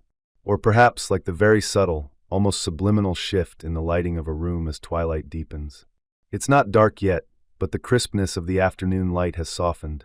The official word, when it finally comes, is less a thunderclap and more a quiet sigh of relief. On May 12, 1949, after 323 days, the Soviet Union officially lifted the land blockade of Berlin. This mainstream historical fact, however, doesn't quite capture the feeling of it. It wasn't a grand pronouncement that instantly cleared the roads and rails. Instead, it was a gradual, almost shy reopening. You see the first tentative trucks, not roaring down the autobahn like liberators, but cautiously approaching, almost as if they half expect the blockade to snap shut again. It's like when you're trying to sneak a cookie from the jar, and you slowly pull your hand back, just to make sure no one noticed. The Soviets, perhaps, were doing a similar, geopolitical version of that. The psychological impact of this slow retreat is profound. For so long, the blockade had been an oppressive weight, a tightening noose. Now that noose loosens, not with a dramatic snap, but with a gentle, almost apologetic slackening. You find yourself breathing deeper, your shoulders unclenching from a tension you hadn't even realized you were holding. It's the difference between being told you can leave a room and watching the door slowly, almost imperceptibly, open wider and wider until you can just slip through. No fanfare, just the growing space. Interestingly, the airlift didn't just stop on May 12th. Oh no, that would have been far too abrupt for this story of quiet persistence. The planes, those faithful, droning deliverers, continued their flights for several more months. This is our quirky tidbit. The airlift, affectionately known as Operation Vittles, actually continued until September 30th, 1949, some 140 days after the official end of the blockade. Why? To build up a substantial reserve of supplies, just in case. It was a prudent, almost paranoid measure, a lingering echo of the never-again sentiment that permeated the air. It was like keeping a very large, very noisy security blanket wrapped around the city, even after the perceived monster under the bed had supposedly left. Just in case, the pilots probably thought, those land routes decide to get shy again. You can almost hear the weary sigh of the ground crews. More coal? Really? I thought we were done with the airborne coal delivery service. So the retreat of the blockade isn't a sudden silence, but a slow, deliberate fade-out. The hum doesn't vanish, it merely recedes. You notice fewer planes in the stacking patterns over Tempelhof. The intervals between landings stretch from minutes to tens of minutes. The air, once thick with the constant vibration of engines, begins to carry other sounds more clearly. The distant rumble of a tram, the laughter of children playing in the streets, the chatter of neighbors. It's like turning down the volume on a constant white noise machine, allowing the subtle melodies of daily life to reemerge. This gradual reduction in flights and the slow reopening of surface routes allows Berlin to slowly, cautiously, reacclimatize to a world not entirely dependent on the sky. The first trains, laden with goods, pull into stations, their whistles sounding like a mournful, yet hopeful song. The first barges glide down the canals, their slow progress a stark contrast to the urgency of the airborne deliveries.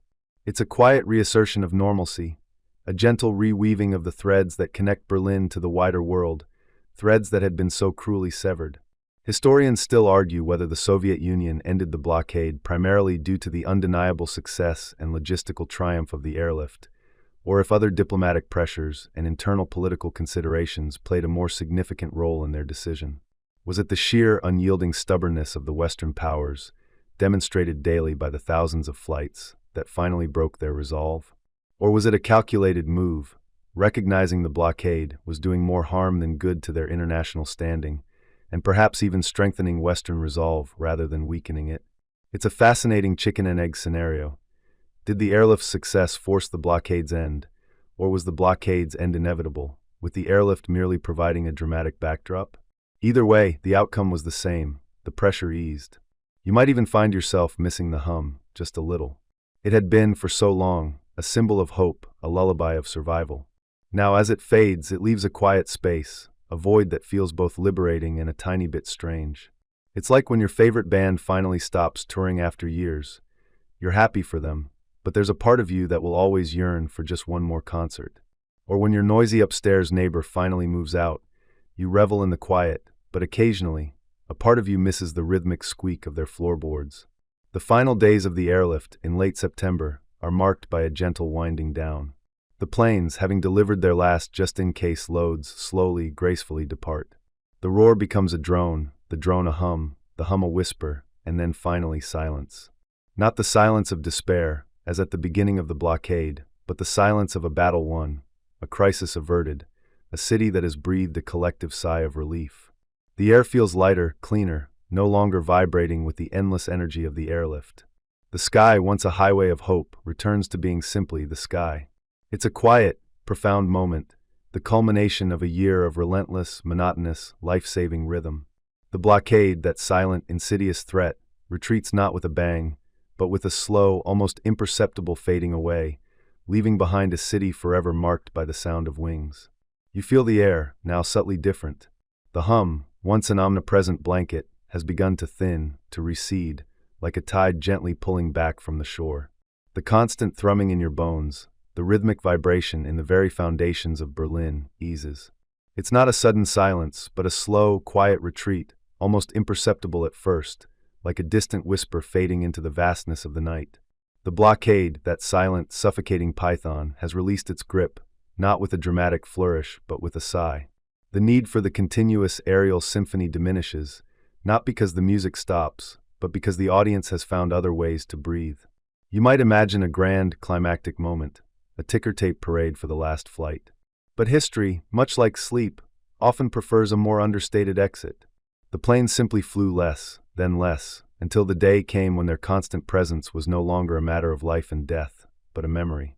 It's like when your alarm clock, after weeks of relentless duty, suddenly gets a day off. You almost miss the familiar jolt, don't you? Almost. And so, you reflect on this enduring legacy, this quiet persistence that hummed its way into the annals of human endeavor. It wasn't a war of bombs and bullets, but of fuel and flour, a war waged by monotonous repetition and the sheer, stubborn will to keep a city alive. The Berlin Airlift became a testament, not to the destructive power of the machine, but to its capacity for sustained, life-giving rhythm. It was a bizarre kind of peaceful invasion, isn't it? Instead of tanks rolling in, you had planes dropping in, full of good intentions and sacks of coal. One might even say it was the original drop shipping, just with slightly larger packages and considerably higher stakes. Consider the sheer audacity of it all. Here you had two former adversaries, the Americans and the British, alongside the French, coming together to feed a city that, just a few years prior, they had been bombing. It's the ultimate historical equivalent of that awkward family reunion, where you're suddenly sharing turkey with the cousin who once stole your favorite toy. Except, in this case, the toy was an entire continent. This cooperative spirit, forged in the skies above Berlin, laid crucial groundwork. It solidified the Western Alliance, demonstrating a resolve that transcended past grievances and pointed towards a future of collective security.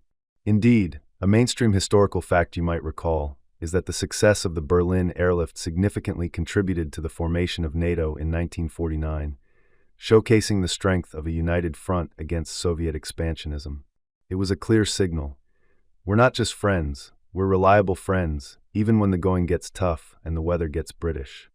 The quiet persistence of the airlift wasn't just about moving goods, it was about moving hearts and minds.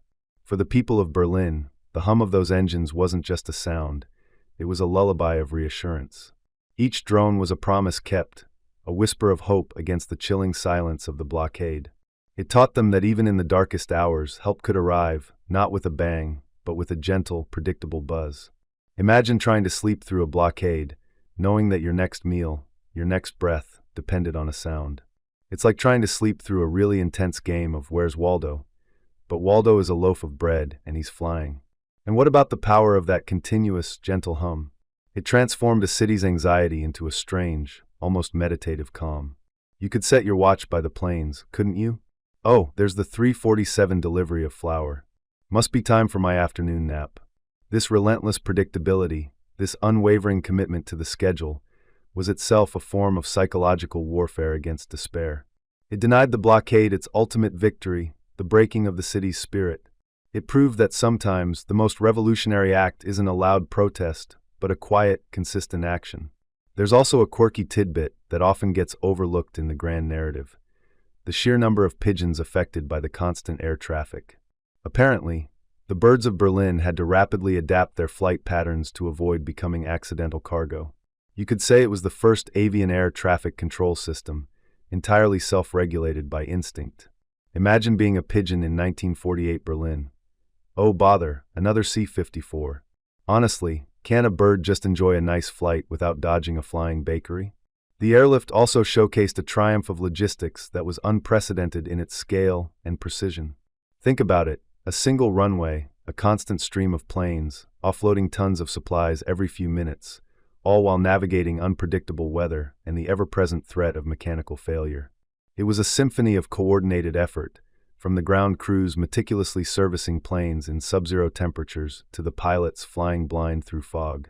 Historians still argue whether the Soviets genuinely believed the airlift was unsustainable, a bluff that would eventually fold under its own weight, or if they were simply surprised by the sheer, monotonous determination of the Western Allies.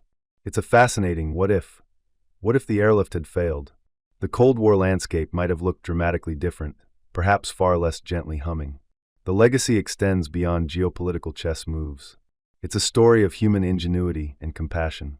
The Raisin Bombers, those quiet heroes dropping candy to the children, became a symbol of this compassionate persistence. They weren't just delivering sustenance, they were delivering kindness, one tiny parachute at a time. It's hard to be truly menacing when your primary weapon is a Hershey bar. This act of quiet generosity, repeated thousands of times, cemented a bond between the former occupiers and the occupied that few could have predicted. It showed that even in the chill of a nascent Cold War, warmth could descend from the sky. So, as you drift further into this historical reverie, you recognize that the Berlin Airlift wasn't just a moment in time. It was a blueprint. It taught the world that immense challenges could be overcome, not always with dramatic confrontation, but often with quiet, systematic effort. It demonstrated the profound power of a continuous, gentle hum, whether it's the hum of engines, the hum of a well-oiled machine, or even the hum of human resilience.